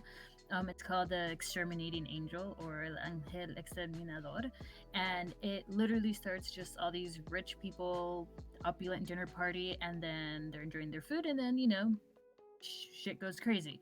But that's like the opening scene is like them dinner party, and I never, until right now that you were kind of seeing all these examples, like put that together. But yeah, this is one of my favorite films from him. I highly recommend. Well, so I said, as a preface, I said that I have not seen all of them. I have not seen that movie. So there's another example of a movie like it's that. Also that from like seen. 1962. So. Oh. It's. I mean, I'll definitely check it out either way. But yeah, so hopefully that's enough examples for you. We're not talking about the dinner party movies. We're just talking about a dinner party movie. And the reason that I enjoy these films so much is because I have a group of and friends beyond that we go back a long way, and our lives have gone in different directions, and there are a lot of things that should keep us apart, but every once in a while we have this beautiful moment where all of my friends are under the same roof, and all of my friends are in the same city, and all of our friends are at the bar enjoying each other's company. Um, and our dear friend Efren Who brought is a he? lot of those groups of people together. And so Ernie and I, for instance, knew each other for a long time before Efren came along, but we became friends because of Efren. And so there's this group of people that comes together, and 100% of the time it goes really well. But it's interesting to think if it went wrong. And I think that there's so many themes to explore when you're when you're that close to a group of people, when you're that connected. And it's not, oh, I'm connected to this one person in a group of people. No, I'm connected to every single person in that group. I have a relationship with, so if for example, our friend Christian has been one of my best friends since I was fucking 11 years old, but I have an individual relationship with his fiance, Amanda. We've Amanda and I have also known each other for a long time. Amanda and I have a friendship outside of the context of their relationship, and so it's just different. There's a dynamic that exists there that is often unexplored because it's hard to make those things interesting. Now you can think about Dinner at Andre's as like a non-horror movie about dinner and reconnecting. There's only two people in that film, um, but there's a lot of movies that explore those kinds of friendships. There's a show called Friends from College that I recommend that's very, very funny and not at all horrific, but there are a lot of things that happen in that movie that are really good, in that show, excuse me. But the dynamic for me is really fun to explore, and I think in the context of horror stuff, it's really fun to think about and to talk about. And so that's where we find ourselves in the invitation. So Kate says with the Tom Hardy twin, I didn't think about that till right now, but he looks extremely like Tom Hardy. Our main character here looks a lot like Tom Hardy. He's got a beard going on. Handsome fellow. He's got long hair like myself. Um, and he's a really good looking guy. He's there with his girlfriend, but also like he has love interests from the past that are attending the dinner party. And so I'm going to get into a brief synopsis, very brief synopsis, before we talk about our impressions of the movie and like what we thought about it outside of like the themes and the so our main character um is invited to a party, to a dinner party with a lot of his older friends. Our main character, excuse me, is named Will. He's played by a guy named Logan Marshall Green.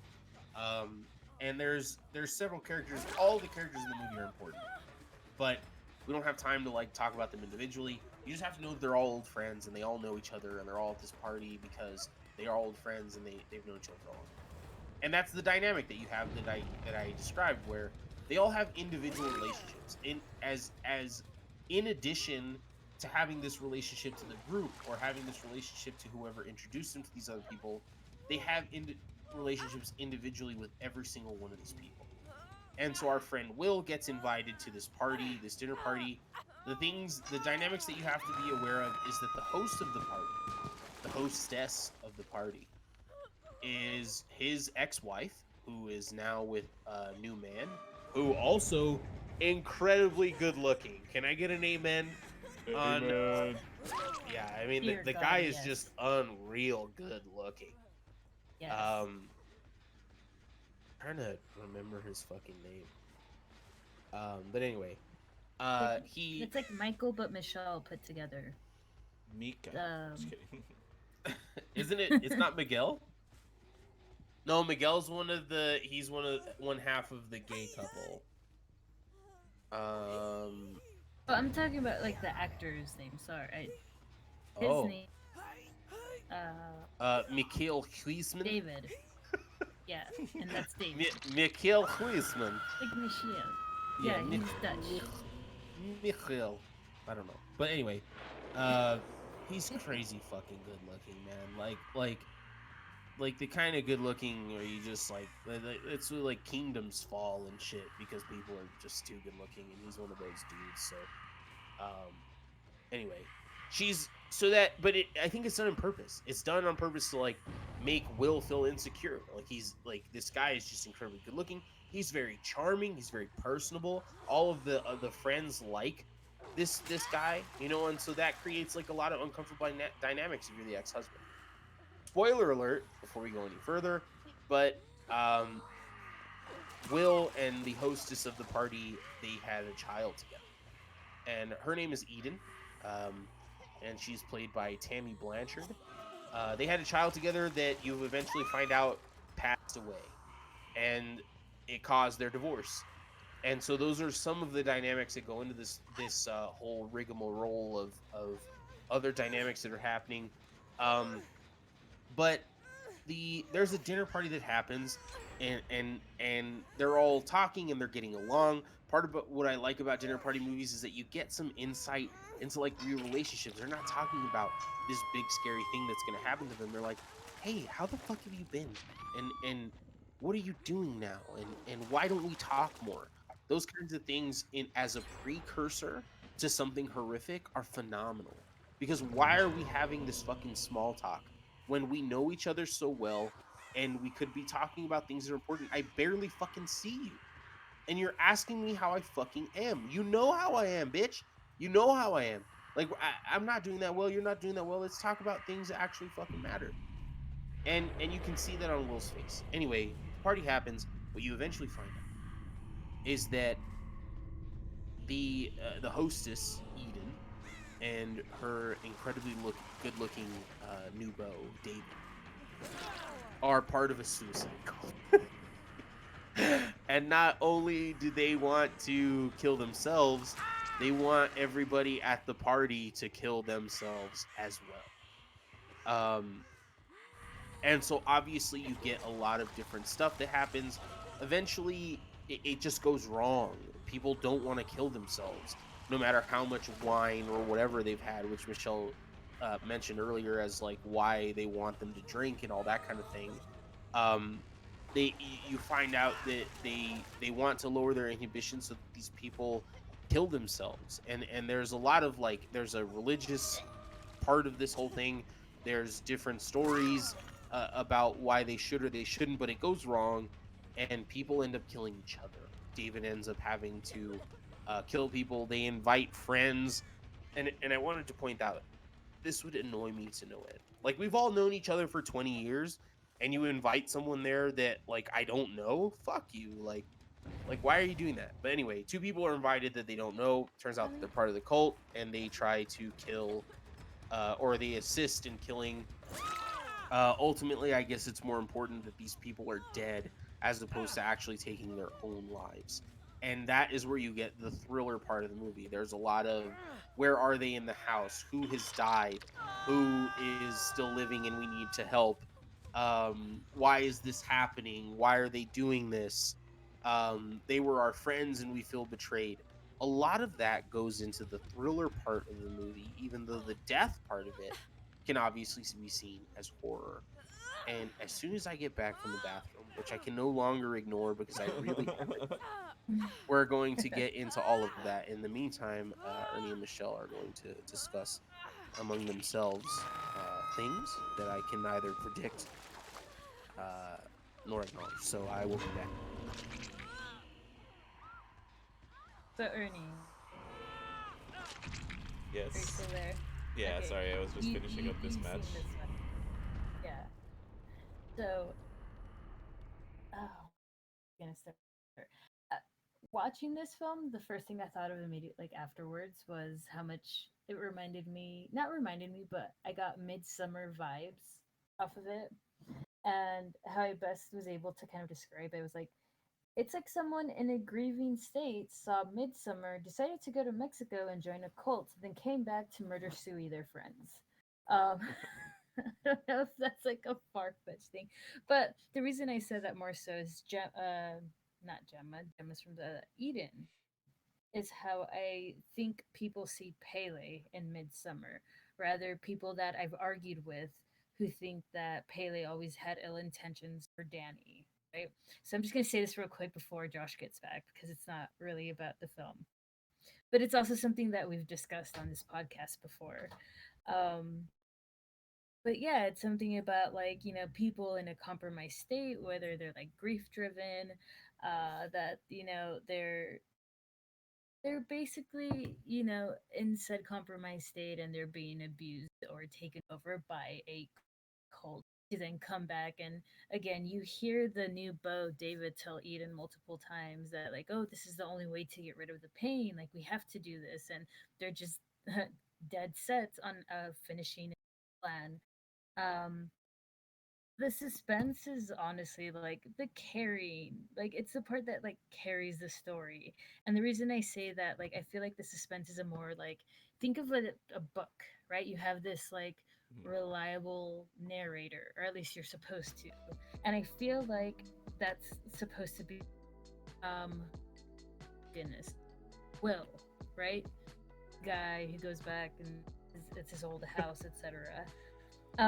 But he's so unreliable because of how grief stricken he is, right? Like he keeps seeing like David lock the door. He sees like the bars on the windows, and he's like suspicious of everything. Which he ends up being right, but we're us in the audience. We're kind of like we're not in the know, right? We're right there along with him. So technically, the narrator, whoever carries the story is supposed to be the one that like guides us through and shows us like, look, I'm right, follow me. But then every time he's just like turned away, whether it be by his new girlfriend, by his ex, his friends, etc. So I thought that was really funny that it was like the suspense that like carried the story to the very end, where you finally see that, hey, he was right, we probably should have listened to him. Also, Sadie's fucking whack. He scared me. um how she tries to hit on him, and then just like I don't know, there's something about her that just up out of me. um and also the whole like their plan, how it actually, it doesn't play out as they had planned. And I like that. I like that realness. Like I immediately thought like, think of other cults, think of like Jim Jones and Jonestown. Didn't go as planned either, but it's a redeeming factor. I will say the ending felt too quick for such like a slow burn beginning, Yeah. but that also makes the whole thing feel more real, like realistic, like the timing is like real life. Um, yeah, those are some of my notes. So one quick Um, thing that's cool about playing DVD on PC. yeah. Um, there's like an after game chat. So African chat. I kind of like bodied these fools, and Nice. there was a rank 2 in the match, and Uh, afterwards he's like, "Wow, my teammates are garbage. Kill yourself." God damn. And then He's gonna go murder Stewie them. the other guy was like, like like he's hacks on. He's a level. He barely started the game, so like he's like really don't understand the plague and how to counter her. Plague to me seems OP. Pretty much got to play sick the entire game. Don't want to use the fountains, but if one person's used the fountains, then you might as well. Oh, I think that's what he meant. And then someone put ah, and then All right. he's like, but I don't know, I guess. And then he's like, I'm new to Survivor and only play Ghostface as killer. Rip. And he's like, Survivor's away. Want to play again? So like, this guy was like being a dick, but then he's like, but do you want to be friends and play? but let's do it. Yeah, can we go do it again? I'll And, be like, nice this time. like I could have been like toxic or something, but I was just like GG's and I'm like, good luck, have fun. But yeah, like that guy's such a douche. Like, teammates are garbage. Kill yourself. Like, goddamn. Kill man. yourself. Fuck. All right. Kate was asking, did we talk about Tom Hardy lookalike? I was gone. Yes, we It was did. David. Um, I no, think when Will. Will is Will, the. excuse me. No, Yeah. yeah, not David. Will. when I watched it with Josh, I was like, is that Tom Hardy? Yeah, no, he does look incredibly like Tom Hardy. So if you've ever seen Tom Hardy in the Peaky Blinders, where Mhm. he's playing Alfie and he has his beard, they look incredibly similar. Um, I mean, like I said, a lot of good looking people in all of these movies. Will being no exception to that. But yeah, so we were Someone talking asked where about you can watch the film real quick, and it's on Netflix. If you're it still is on listening. Netflix, yeah. Yeah, so I had to watch The Hidden Face. I had to pay to rent it on Prime. Vivarium is on Amazon Prime for free, and The Invitation is on Netflix and has been for a long time, which means that people continue to watch it because they keep paying to have it on there. So, I've never shown this movie to like a horror fan or like a someone that doesn't like dislike gore, and they've told me they don't like it. It's always gotten really positive reviews. Yeah, it's fucking Um, brutal. so we're this gives us a great opportunity because we've already talked about the first film and that we're getting into the second film. It gives us a great opportunity to talk about what makes something a thriller versus a horror movie. That's true. And go ahead. I think it's because I don't know. Personally, when I think of horrors, I think of like shit jumping out at you, fucking jump scares, fucking like ooga booga. Like a monster element. So. Yeah, pretty much. I guess that's the best way to explain it. Well, and so I really hate jump scares. Not hate, that's the wrong word. I think if they're used too often or in the wrong way, they're super cheap. But I think that I think that you're right, but I think that horror has to do I think monster element was a nice word. I think that there's something that's like haunting. Something doesn't always have to be high intensity to be horror. And I talk about this movie constantly because it's so fucking good. But The Witch is a perfect example of that. There are intense moments, but I would use the word intimate. There's incredibly intimate moments. There's incredibly jarring moments in The Witch, which is a horror movie, but it's not a thriller. The action is not what propels that movie. It just isn't. What propels that movie is the story and the visuals and the writing. The action is not the central focus of that movie. And I think when you're going to call something a thriller, you're talking about the action being the driving force behind the entertainment of the movie. And I think that you get that with these three different films that we've chosen is the action dictates how you feel about the movie. The action is constantly moving forward. There isn't a lot of backtracking. There isn't a lot of moving sideways even. It's moving forward constantly at a good pace, and you are on the edge of your seat trying to figure out what happens next. Not what happened at the beginning of the movie, not what happened in this person's head in a flashback, not what the prospects of the consequences could be. What is going to happen next? I need to know what is going to happen next. And I want to know what you guys think about. Kate says thrillers are more tension, horror makes you scared. I think that that's like a way better way of saying what I just said, very convolutedly and with too many words. I think that that's an excellent definition. What do you guys think about those two things? So the notes that I had. So I brought up this topic of wanting to discuss thrillers because we tend to stick to horror-related topics, right?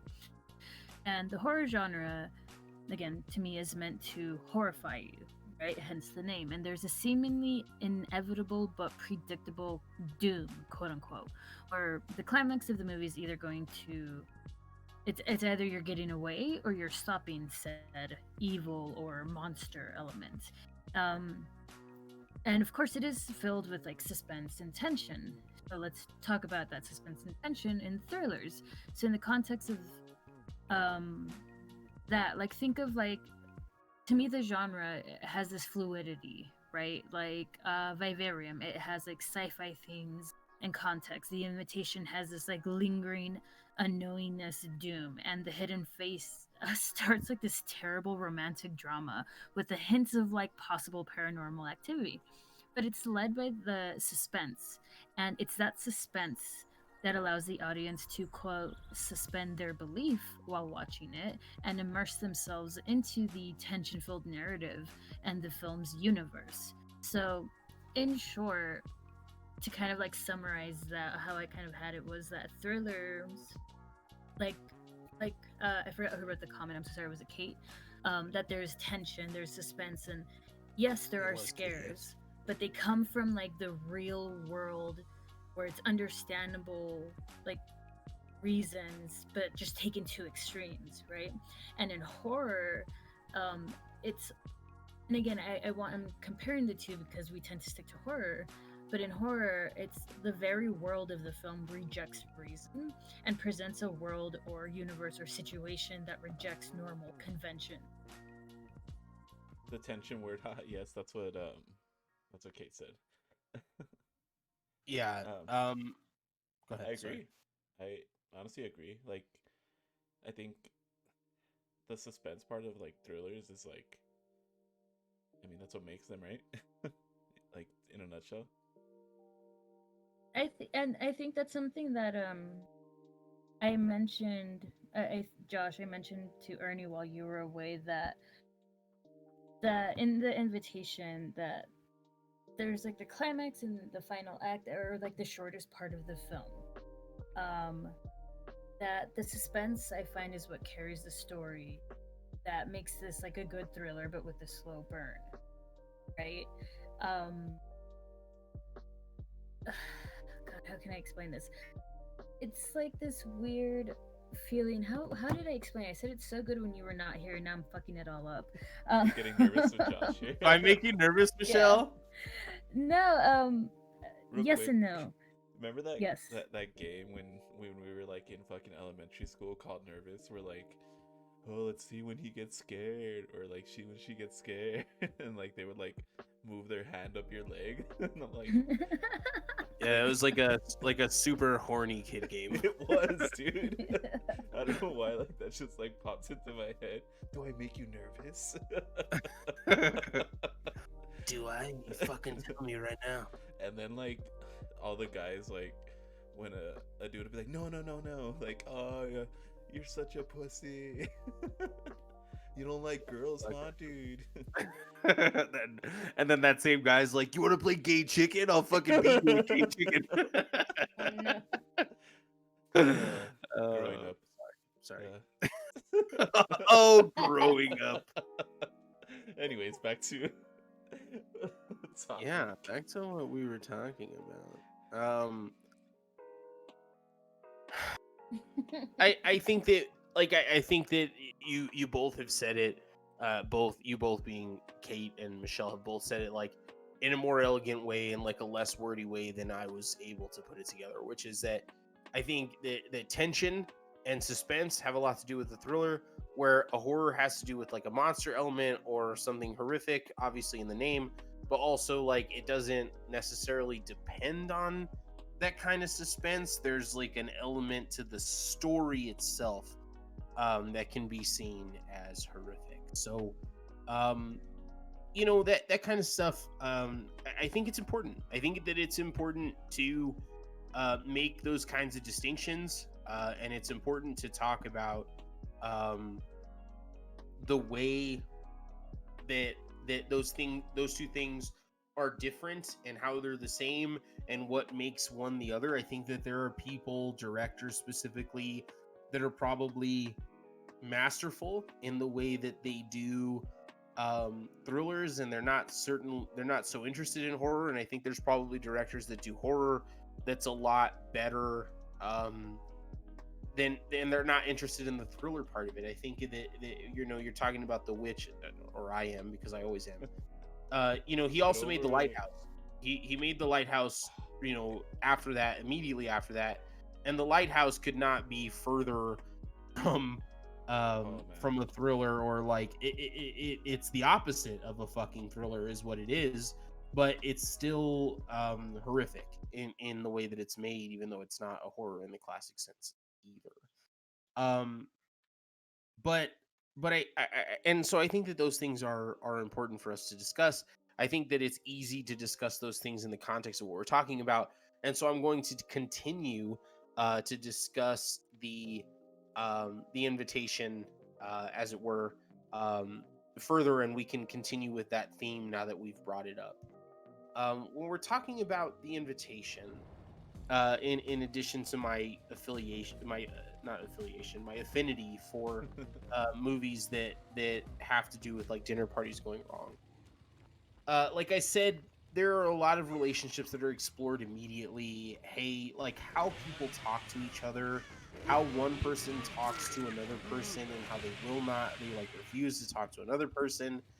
Those dynamics are fascinating to watch, and I think that whoever wrote the movie and whoever directed the movie do a very good job of that. I think that what makes this movie a thriller that we just talked about is, while there are horror elements, someone getting murdered, there's a lot of blood, there's a lot of gore, which are usually affiliated with horror movies. It really depends on the suspense. It's not about the gore. It's not about um, the special effects. It's not about, the story is it's scary. It lasts with you, like the thought that some of your closest friends could all of a sudden decide that you needed to be dead, and then they could turn on you in the middle of a dinner party. I think that there's a scary element to that, but I think that the movie itself would be nothing without the suspense. The atmosphere that is set from the very beginning. Something is anxious. Will is anxious. His fiance is anxious because she's anxious because she's meeting a bunch of new people. So it's like a very real world plausible anxiety, but it's still there. And you find out that Will's anxiety is because of very serious issues and all this other stuff, but it's there. When they start to talk, there's you feel comfortable with one of the friends, and then you feel uncomfortable with another of the friends. And I think that reflects the feelings or the emotions that you have in real life when dealing with these situations. We're getting together with a group of 10 people. Maybe I'm very close with 3 of them. I'm kind of close with 4 of the other ones, but that still leaves 3 people that I'm not that comfortable with, that I don't have the same connection with that I have with these other friends, and that can create anxiety, and not in a horrific way that we're all going to get murdered, but it's there. And at the time, it feels like this big giant problem. It feels like this issue that is almost insurmountable. And then you find out that all of this paranoia and all of these things that you were feeling, that when if I were to go in this exact same situation and nothing happened, right? We all just went home and it was fine. At the end of the night, when I laid my head on the pillow, I would say, "Man, you were worried and worked up about absolutely."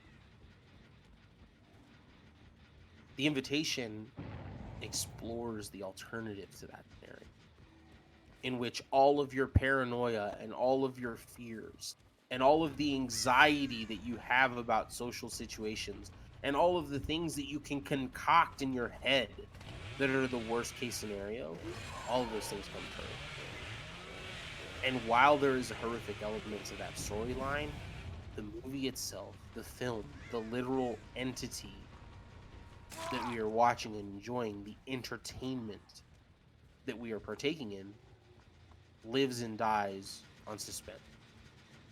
And I think that is the biggest factor in differentiating a thriller from a horror. I think there's a lot of movies, ladies and gentlemen, that are qualified to be either or. I think there's a lot of movies that are both, but not every horror movie is a thriller, and not every thriller movie is a horror. And that's kind of the space that we're exploring a little bit. I think that this movie is both. And I think that if we're talking about like ranking them, I feel like The Hidden Face is the most thriller movie of them all with the least horror aspects. I feel like The Invitation is probably in the middle of those things, and I feel like Vivarium is the most horrific. Although there's a ton of elements of being a thriller, I think it's probably the most 50-50 of the 3 movies. And I feel like The Hidden Face is the most pure horror. I mean, pure thriller of the 3 movies. But The Invitation kind of sits in a nice medium of those things. But it's just a fantastic film. I can't recommend it enough. And now we're going to go to, if Ernie, he's in the middle of a game, so he might have a little bit of a problem commenting. but Michelle is now going to give her not only her impressions, but the themes and everything else that she has, her notes for the movie. She's going to go into them now. Invitation or just ticket and fee? No, I have a the I question got invitation. though. confused with. Is the Yeah, game too loud for like yell over their audio? Because I know Bubba's chainsaw can be pretty loud. yeah. So I can't hear it, and I don't know Michelle can, but if you're in the audience and you can tell us if it's like too loud or if it needs balancing, definitely put it in the comments. But yeah, Michelle, you're going to talk about. We're still on the invitation for sure. Okay, so the notes I had, and I kind of mentioned it when a little bit when you went on your potty break. Um, Oh, I potty did do break. something on Midsummer because when I watched this, I kind of thought of I had a lot of like Midsummer vibes, um, and I had just had like a one sentence. I was like, it's like someone in a grieving state saw Midsummer, decided to go to Mexico and join a cult, and then came back to murder Sui, their friend. Um, I don't know why. Like Midsummer, like Pele. Like I feel like how I know we've argued this whole like Pele is a bad person in Midsummer. I know we're You not on compare Midsummer. Just Will. one more thing, but I feel how you see Pele in Midsummer is how I kind of saw Eden in the Oh, invitation. thank God. I kind of understand those, those like ill intentions, but it's also like someone who's like grief stricken, right? Um, Also, you know how you have like unreliable narrators in like films or books, right? I Right. feel like there's like an unreliable protagonist, which is Will, Mm. because he is, dealing with his grief and everything he does. Like he sees the locked door, he sees the rods, the iron rods on the windows, and he's just taking everything to like the extreme. And people like his new beau is reacting. What are you doing? It's okay. Let's just leave, etc. But at the end, like he's kind of. It's not until the woman Gina dies that they're like, oh yeah, now we can trust him, right? But up until the point, us meaning the audience, we couldn't really trust him, and I feel that suspense was what carried the story and the narrative. Like it's such a big aspect of the film, which makes it a great thriller with a really slow burn. I will say, I like the realness of it, the like realistic both pacing and just the storytelling and the characters. I like that realness because I thought of Jim Jones and Jonestown, right? Because they have this big plan and it doesn't go as they had Mm. thought, right? Just like Right. Jim Jones and everything, they didn't really go how they planned. And one of my favorite lines was when Will says to Kira, when they're locked in the room, he says, they are only people. And yes, that's true. He says that and saying, like, they're just people like we are. We can take over them just how they're trying to take over us. If it And bleeds, it can die. exactly. And I I don't know if this like further turns him into like a quote unquote hero or breaks that archetype of heroes in the film, but he realizes that the monster is what he is, right? And he believes that because he's broken by grief, that these humans are trying to hurt him, that they can be broken as well, right? So he's broken, he can break them, like it's all fine. There's a lot again. I think the grief is also huge. The fact that they're all have dealt with something when David's talking to Eden saying like it has to be done. This is the only way we can like stop the pain. It's all surrounded with this whole we are in pain, we want it to stop. This is the only way. And I don't know. I like that. I like the slow burn, but I felt for the slow burn beginning, like the last final act, the climax, it's so quick and easy and like done, right? In a sense.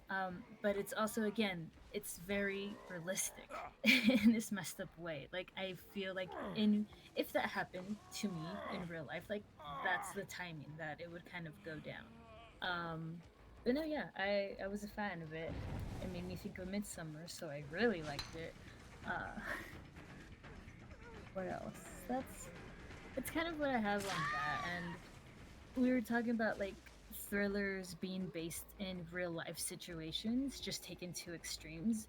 And I feel like the three films we chose do this very like beautifully in their own settings and situations. Like Vivarium equals the monotony of life in suburbia gone really wrong, right?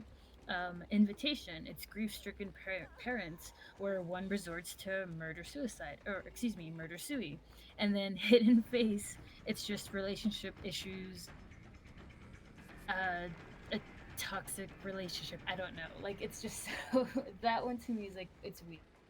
Um, but yeah, can I just jump into the Hidden Face, or did you have? Uh, not quite. I just have more. Okay, If that's go. cool. Um, so I think that like in response to what you have to say, like I think that I'm very um I'm super on board with like the idea that, well, first of all, like is Will like a hero and all that stuff. I think that for me, when you watch the movie like a second or third time, it becomes more of a horror movie than a thriller, because the second that David locks that door, that sense of like deep dread falls on you more so than when you watch it the first time. And for me, those the elements of like realism, I've been very open about my mental illness and my anxiety and depression and those kinds of things. I think that your anxiety and I know that you two have both suffered with some level of it. like like your brain goes to these worst case scenarios and you keep yourself from acting on them because you're constantly having to taper yourself to like social constructs. So, which is good a lot of the time. Like if someone walks onto a fucking subway, like not the subway sandwich, but like a subway platform, like a train. Like you're in the subway and someone walks onto a car and they're holding a case and they are acting super suspicious and that kind of thing.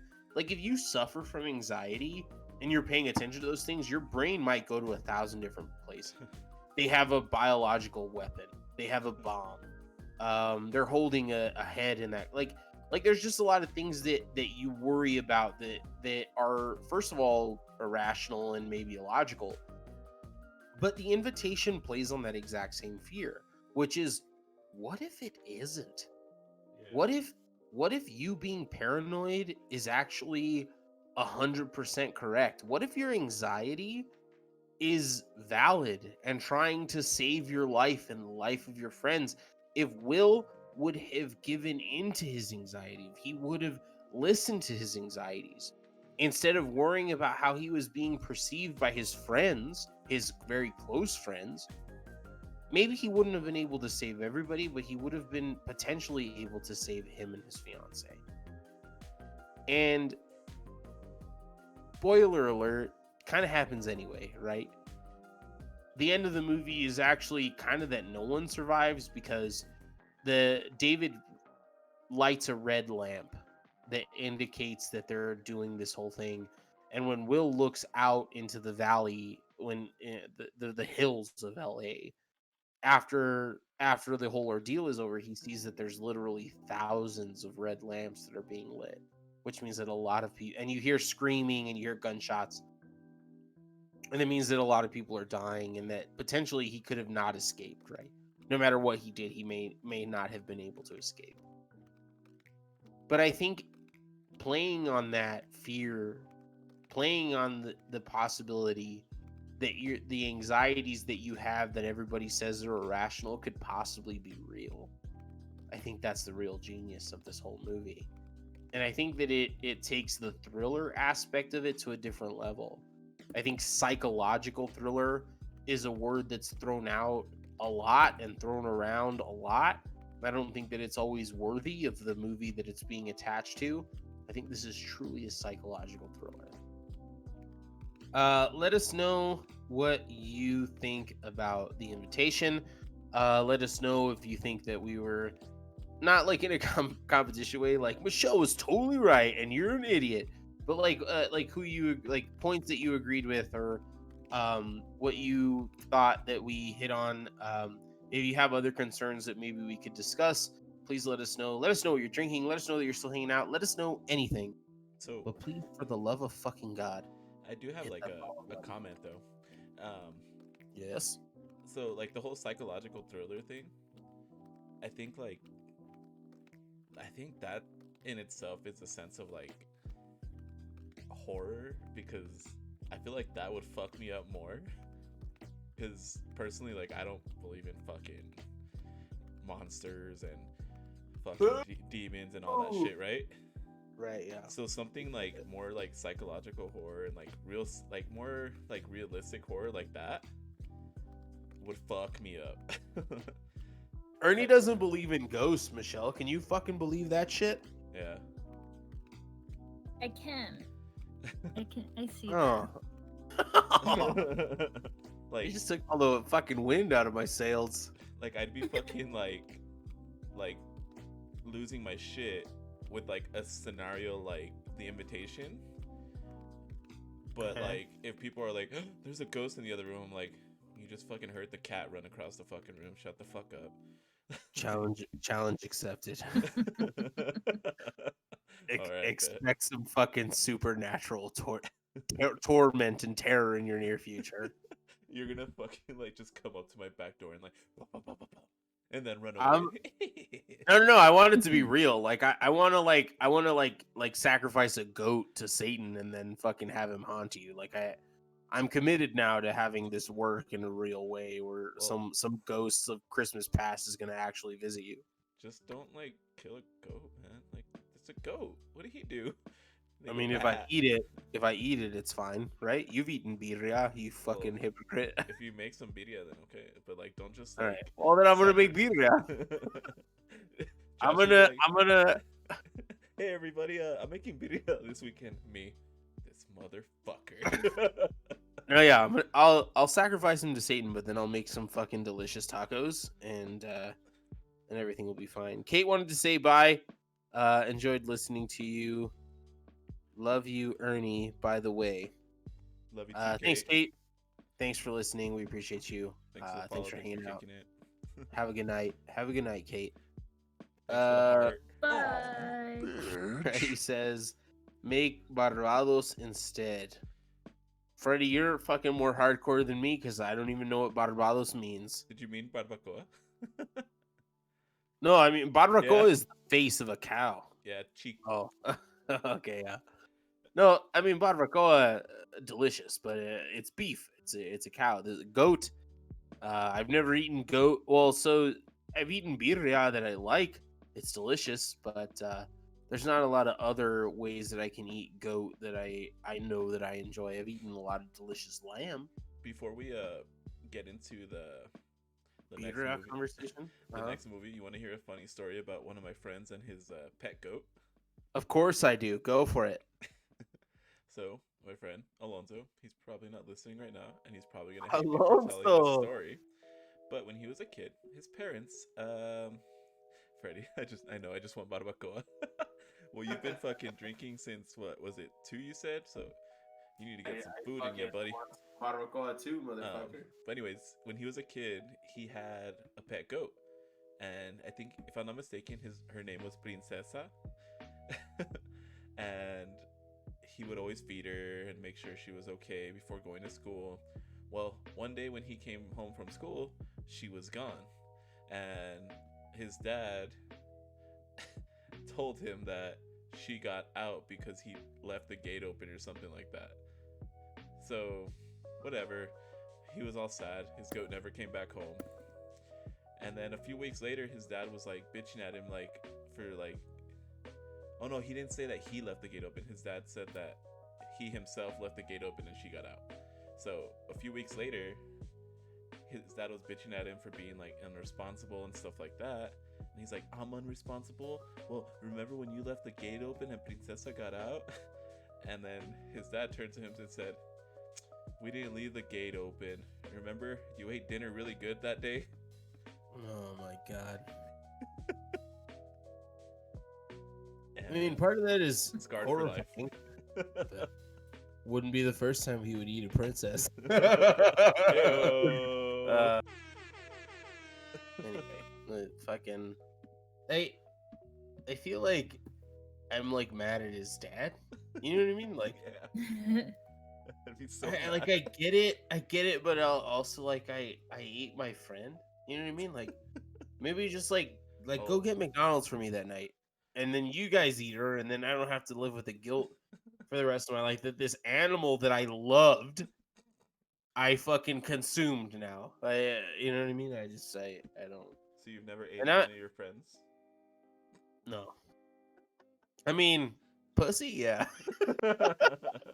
Oh, man. But actually, like consumed and then shit it out. No, I've never eaten one of my friends. No. Um, When you put it in that context. I've got a lot of fish, but no, Fish are friends, will- not food. well, that's how I feel. I love my fish. I would never eat them. Anyways, But I'm sure if someone was starving, they would. As a matter of fact, I'm sure if I was starving, I would. Anyway, yeah. So we're gonna go ahead and move into our last part of this stream, which is we're going to talk about Hidden Face. I did watch this movie and I have my own notes, but I did not select this movie, and I don't want to take the lead because I feel like it's unfair if I did. So Michelle is going to lead our conversation about Hidden Face, and we're gonna hang out. We're not in any hurry to get out of here, and you know, we want to keep kicking it with you guys. We're having a good time. So while this may be like our last segment, it doesn't mean that we're coming to an end or whatever. I mean, we might be, but we don't know. Anyway, ladies and gentlemen, here's Michelle. Hey, hey, hey. Hi. How's it going? Hey, Michelle, how's it going? Just kidding. I'm good. You know, Michelle, how are you now? hanging out, talking about movies. You know, You getting stage and- fright, Michelle? I'm getting what? You getting stage fright now? No, not. But I can. No. So Don't worry. To ease your nerves, I'll play with the nurse so I look like dog shit while you're fucking talking about this epic movie. perfect. I like the nurse. No, yeah, I chose The Hidden Face or La Cara Oculta. It's an interesting film. I'm not gonna lie, it's not my favorite, but for the purposes of this discussion, I thought that this showed the thriller genre and both how fluid it can be Okay. and kind of how Josh mentioned, like of the three films, it is one of the most like purely thriller without like outside elements of like paranormal or sci-fi or etc. Of course my dog's talking right now. Hey. So the more you know about the plot, the more you worry about a character that's supposed to be shrouded in mystery. And if you decide to go watch this later, if you haven't seen it, the first viewing or the first time you go into this without any info, it feels a little off-putting because the first act feels a lot like a romantic drama with some elements of like mystery, right? And of course he started talking when I did. He's like, yo, that movie was fucked up, y'all. Yeah, no, he's telling me like, I don't know, man, I don't know. So yeah, I think I mentioned to Ernie, like, I was a little hesitant to kind of pick this film because I didn't want you guys to be like, what the fuck, Michelle, like what kind of movie did you choose? Not that it's like super messed up, it's just it's not what you would think something I would like. Again, I do like this film, not my favorite. It doesn't pass the Bechdel test, which I'll get into that later maybe. But it's this idea of how it's like split into two narratives, right? So the main characters are Belen, Fabiana, and Adrian, right? And the first part it's about Fabiana and Adrian. The second is about Belen and Adrian, but it's really about the two women lead. And it's one of those like it keeps information, each narrative, it keeps information from the audience to keep us on the fence. we only know as much as the first person so on, or the main character being shown in each sense. Anyway, short synopsis, spoiler alerts ahead. The first person we meet is Adrian, who's sitting on his bedroom floor watching a video from his girlfriend Belen. In the video, she states how she can't handle his possible infidelity and has left them. So he's there, he's sad, all her belongings are gone. He decides to go to a bar where he meets Fabiana, who is his server at the bar. They end up hitting it off and are soon dating, but like dating. Like she's staying at his house and going to his work events to meet his boss. Like right off Yeah, the bat? like right off the bat. So Okay. their honeymoon period though is cut short. Very like all early 3 in. days What? of the honeymoon period. What's that? Very early in. It was Oh. very early in. It's so quick, yeah. So yeah, their honeymoon period is cut short. When one morning, two detectives arrive at the house to tell Adrian that they still have not found Belen. Hey, remember her, the girlfriend who left them that video? Thus, he is now a suspect, and they have to search his house. Oh, and this is the first time that Fabiana has heard of Belen and her being missing. Anyway, this entire thing with the missing girlfriend is brushed off, and life in the house continues. Up until this point of the movie, like it really does feel like a romantic drama, and that's why I chose it. This isn't necessarily my favorite, like I said, though I do like how it's written, and how much the audience is left in the dark, and it builds up the tension, right? And the thriller aspect is built up when Fabiana starts hearing sounds or possibly voices, and she believes them to be ghosts. And she's taking a shower or a bath, and then the lights cut out. There's strange vibrations that like ripple through the bathtub and the sink. So she has these weird, like, she keeps like hearing inside the sink and playing with the water, and it's she believes that it's something or someone that's trying to get her attention. So the first act ends with Adrian having to go to identify a body that they found, that they think is Belen, but it isn't. And then he comes home to hug Fabiana, where she quickly hides the fact that she's playing in the sink. So as of now, we have like our main characters laid out. We have these mysterious elements, but there isn't much of a story arc, right? Like, it's just Fabiana that's kind of like, I'm scared. Do you have ghosts? This is a big house. I just moved in with you. I've known you for 2 days, and your girlfriend's missing. So moving on to Act 2. In a nutshell, we see the relationship of Belen, the original girlfriend who's missing, and Adrian. Their careers are changing. They're moving into a new house in a new country. They're renting from this German widower named Emma. And of course, the story moves on, and it shows Adrian is like pseudo cheating on Belen, and she's frustrated. So she mentions this to their landlady, and the landlady casually shows her a hidden bunker that Belen then decides to test Adrian with by hiding in there, pretending to be gone, and seeing her reaction, or rather his reaction, to see if he like gives a shit or not, right? But of course, there is just one key to the fucking bunker, and guess what she does? She locks herself in there and drops the key on the other side. Oh my So- god. We then see the first act of the movie, but now through Belen's point of view inside of the bunker. So the main entrance is the long full-length mirror in the bedroom.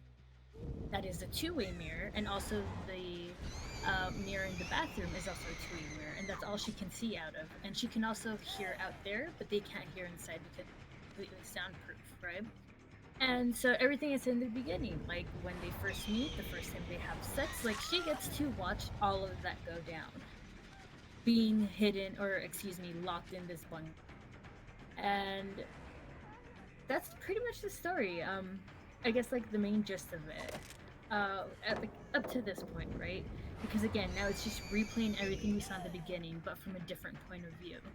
And I really like that. Again, it's this whole, we see it from Fabiana's point of view, and she's just like tripping. She thinks she's seeing a ghost or hearing things. Someone's trying to reach out to her, and what we find out is it is someone. It's Belen who's stuck in the fucking bunker, and she's just like, anytime she's like taking a bath, taking a shower, she can like mess with the temperature of the water. She can hit the water pipes to make the rippling effects happen, and it's messed up.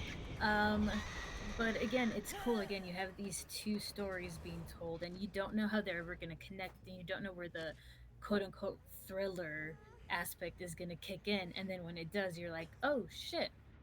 Um, so, in the end, to kind of finish the film, uh, Fabiana finds the key that Belen had dropped, and she's wearing it as a necklace. They're able to communicate through the sink. Like she fills up the sink with water, and she hits the pipes to make the water ripple. If it means yes, if to whatever she asks. If it's a no, then she just stays quiet, right? So through that communication, she's able to tell Belen, or excuse me, Fabiana, that hey, this is the key that you're wearing, the door, right? So she figures it out. She puts the key in the hole and she's about to open it. But then she decides to go back and say, no, you're going to fuck up everything I have with Adrian. And then that's when Adrian walks in, and that's when you see her kind of like let go of the water, right? From like the first act. So she just straight up decides, fuck you, you're going to die. She moves all their stuff into another bedroom. And again, the two women, like the story how they're like both being pinned on each other as opposed to like, oh fuck that guy, like he's not that cool anyway, he's not that attractive anyway. I kind of hated that part, but again, how you see her in the first act, Fabiana, I mean, hugging him and saying, oh, it's okay, we'll find her someday, kind of comforting him, and she's just like staring into the mirror in this very like fuck you kind of way, and you don't know the first time around why she's doing that. Then again, second time comes around, you see it through the lens point of view, and it's like, oh, she just decided my fate. And I feel like that's a huge part of, again, of the thriller um, genre, in that we don't know, again, we're left in the dark, we don't know if there is any sort of impending, we don't even know if someone dies in this film. How the whole thing ends is Belen pretends isn't responding to Fabiana anymore, so she gets scared, opens it to go and check on her because she's like, oh shit, I think I killed her. Pretends to be dead on the bed, breaks a bottle on her head, runs out and locks her in the bunker, and then like just leaves, and that's it. So again, like we don't know if she's dead, probably because Adrian doesn't know about the bunker. The one other person that did, who was the landlady, she ends up dying. So like the only other person who could know is her, and she just runs away. She's like, "Fuck this, I'm out." Again, it's the whole being left in the dark, like quite literally, Belen in the bunker, and Fabiana leaving Adrian in the dark by not telling him about the bunker. Like, it's all of these elements that I totally agree with Josh as the whole, like, this is a thriller, like the epitome of thriller in the most weird way, but it's also very fluid in that it can start off with this romantic drama type of story, but end up in this really fucked up who's gonna die in the bunker kind of, and yeah, that's me. Josh, are you there? Yeah, I'm here. Oh, okay. I was listening intently. Sorry, it's because I got really into this like nurse match. I thought you like were gone. No. So I, in response to like some of the things that you said about like the theme of the movie, I think is obviously almost painfully obvious. I think that first of all, there's like a lot of nudity, so thanks for that. I It's like, knew it. I was waiting for that. super hot girls getting naked, so thank you for that. But also like it's this dude who like unrelentingly unslings his cock, like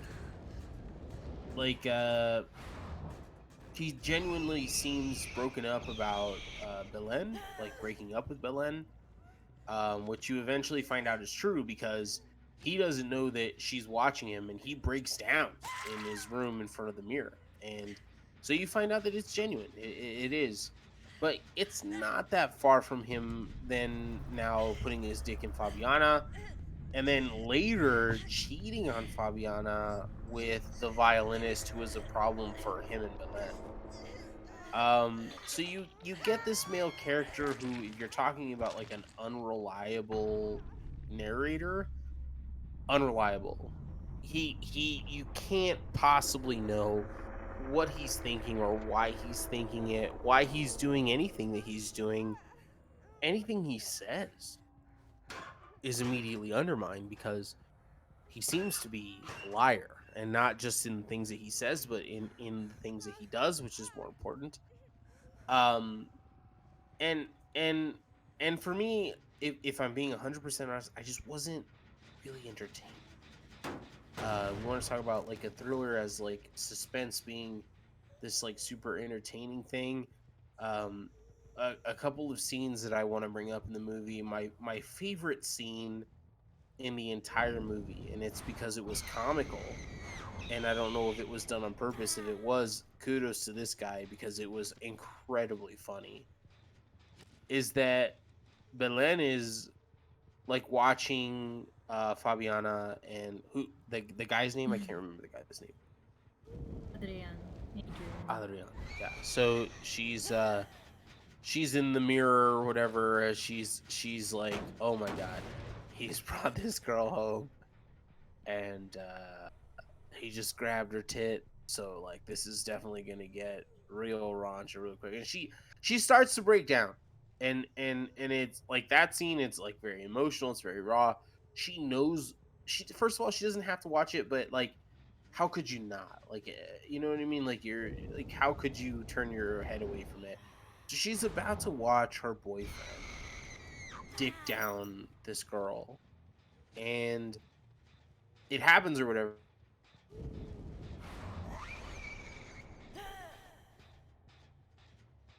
Josh. Oh, gosh. Joshy boy. I think he So, the dicking down happened. so I'll just Going on. commentate on a DVD until he comes back. Yeah. I already killed 2 people, a nurse. Looking for them now. No, nothing. Okay, there you are. Okay, thank Yeah. God. Go ahead though. I heard that you're gonna go onto the DVD ghost, so go for it. Go for No, it. you're good. You're good. Now that you're back.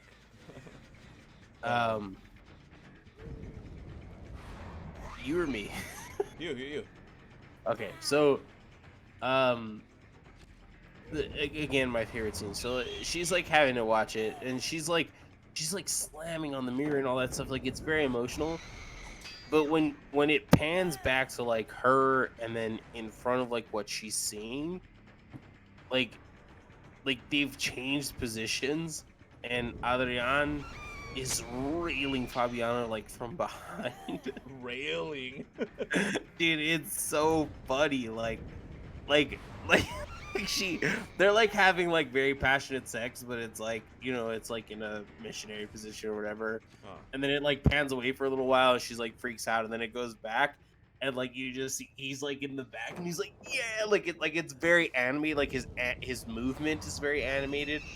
It was really fucking funny. Like I thought it was so fucking funny.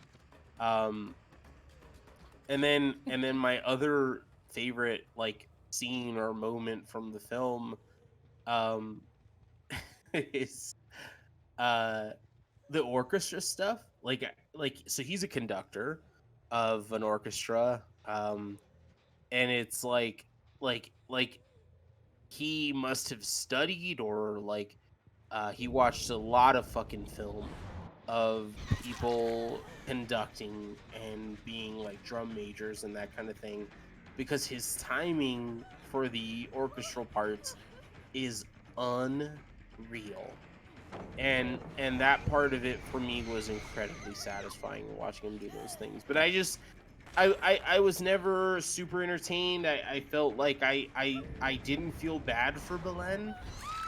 She did it to herself. Like let's Yeah, be so that's super the real. thing. Like This she put herself in that cage. Yeah. It's And so I wasn't ever rooting for anyone. I think they're all douchebags, and I just wasn't rooting for anybody, and so that kind of took away from me. I just I enjoyed the movie. I felt like it was too long. I felt like there was a lot of moving pieces that I just didn't care about, and ultimately the twist in the movie is fantastic. It's so well done when you find and out that Belinda's in the wall. But that was it in for the me. yeah, and honestly, I think that's to me was that's like where the movie ends for me. I do like that you get to see like the first act, but through her point of view.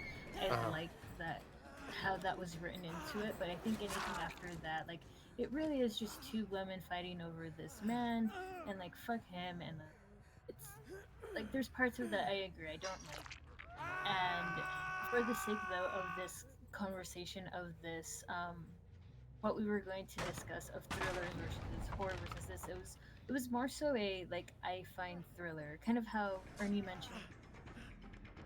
Oh my goodness, psychological thrillers, right? Like, can I call this a romantic thriller, like, or a romance thriller? Like, it's. I feel like the genre can be fluid, but the one thing that it can be, it's even though it's taken to these extremes, like I'm gonna lock myself in a bunker to test my boyfriend.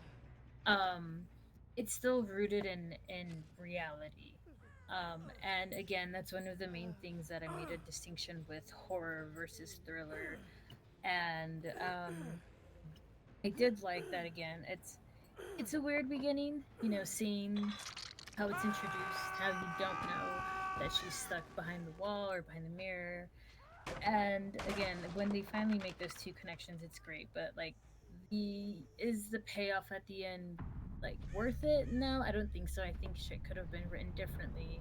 Um, Mind you, even with the film being as it is, it's been remade in like 7 different countries. I just saw it. Like in Mexico, it's called like they made a Bollywood What the fuck? remake of it called Murder 3. In Turkey, there's another one. In Mexico, it's called Perdida or it's Lost. called Murder So like, 3 in India. yeah, Oh, that's it's the so Bollywood Indian, dude. version. Yes.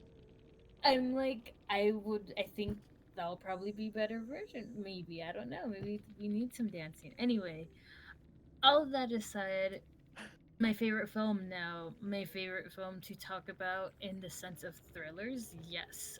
As far as the writing, yeah. Um, Especially given that Vivarium had more like sci-fi kind of aspects. The Invitation had more of this like again set in real life, but like this danger looming. You don't know what's gonna happen, right? Like the whole unknown. Like you just live in the unknown and anxiety riddled the. And this one was like a completely different like. Let's add elements of romance. She thinks she's hearing ghosts, and no, it turns out this bitch just made herself get stuck in a. Um, I also hated Adrian. Like his acting or the character, the acting is not that great. But for the sake of this, I do think it was fantastic. I do like the first act going into the second one. Um, and I understand like your troubles, and also that scene where it pans away for a second and it goes back is so ridiculous. Where Um, like she's like they reveal she's in the wall, kind of like you know what I mean? Like she's almost like a ghost in the wall. mhm. What do you? Is that the scene you're talking about? Where it No, pans the away one that from a you thought it second? was hilarious when Oh we're yeah, dude. watching They them go from hook up. like oh, this is typical movie romantic, and it pans away for 2 seconds. It comes back and he's fucking giving her the fucking business doggy style. Like I was just like, how do you not be expect me to be distracted by what's going on in the background? Like clearly I just they're realized getting it something, now. guys. Yes, we're I did not that. recording. No, I did that whole last match without showing the screen. So it Oh, was like a Oh DVD ASMR. no. That's what we'll Uh, call it. It was all totally on right. purpose. I mean, we're um still live. I mean, that's fine. we're figuring it out, guys. We were very upfront about that part to begin with. So um I think this came up. I think it would be an injustice to talk about or to not talk about like why we're talking about thrillers in the first place. I think I told the story earlier of how I said that I like wasn't into thrillers or whatever. And you felt like I wasn't, and there's thrillers in history. Memento comes to mind. There's a lot of that kind of stuff that I feel like I really enjoy. I'm not as into it as I am into thriller movies, but if you talk about like my favorite movie of all, my favorite movie, not a horror movie, it's a thriller. My favorite movie of all time is Coherence. And Coherence has horrific elements. It can be considered a pseudo horror movie, but mostly it's a thriller movie. And it's driven by the action and it's driven by suspense, and it's my favorite movie of all time. And so for me, I think that we would be doing ourselves in the subject an injustice if we didn't talk about why that is. Why are we so driven as a people, as moviegoers, as people who have a podcast that discuss movies often, and we discuss them in depth and we discuss an analysis of them? Why are thriller movies different? And why do we enjoy them as opposed to horror movies? And we've already talked about like the suspense of driving the story. We've talked about a lot of technical terms, but just emotionally, what does a thriller do for you Well, that a horror movie may not? let me ask you this then. Like, I know we're not really talking about this movie, but have you seen that movie Hush, the one with the deaf girl, and then the guy's Yeah, trying to kill her? I That's have. It's the girl from Haunting of Hill House. Yeah, so that one's considered a thriller, right? Yeah. So I think like the better part of thrillers is like it gets you like on the edge of your seat, like, oh my god, this can happen to me. Where I feel like sometimes like with like horror monster movies, it's like, oh man, that's fucking scary. Good thing that can't ever happen. Right, you're right. So we talked about the difference. We talked about like the technical difference between the two movies. But what does it? Are you saying that what it does for you specifically is like thriller movies hit you in a place that's like more realistic and horror movies don't? Or you know what I mean? Like that's what it does for you? Like that's what your appeal for thriller movies are? Is that it's more realistic? Yeah, I think so. I think that's what it is. But Like, that's Yeah. for sure. Okay. um Absolutely. that's how I've defined like the differences, and what I, again, through film school classes, not school, how the determining factor, again, like it really is this like moving line, right? There's no like indefinite, but the one thing that in said conversation and said class we kind of were able to put our finger on is that going back to where I said it, like I said, in short, thrillers, there's tension, suspense, and it scares, but they come from a real world, understandable, of like reasons just taken to extremes, right? Whereas in horror, like the very world of the film rejects and presents a world or a situation that rejects normal conventions, mainly meaning the like killer, like think of Friday the 13th, or no, more so, oh my god, Freddy Krueger, Nightmare on Elm Street.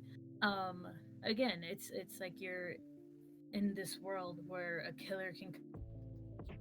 So no, that's not, real world situations taken to extremes. That's its own world, its own situation that rejects.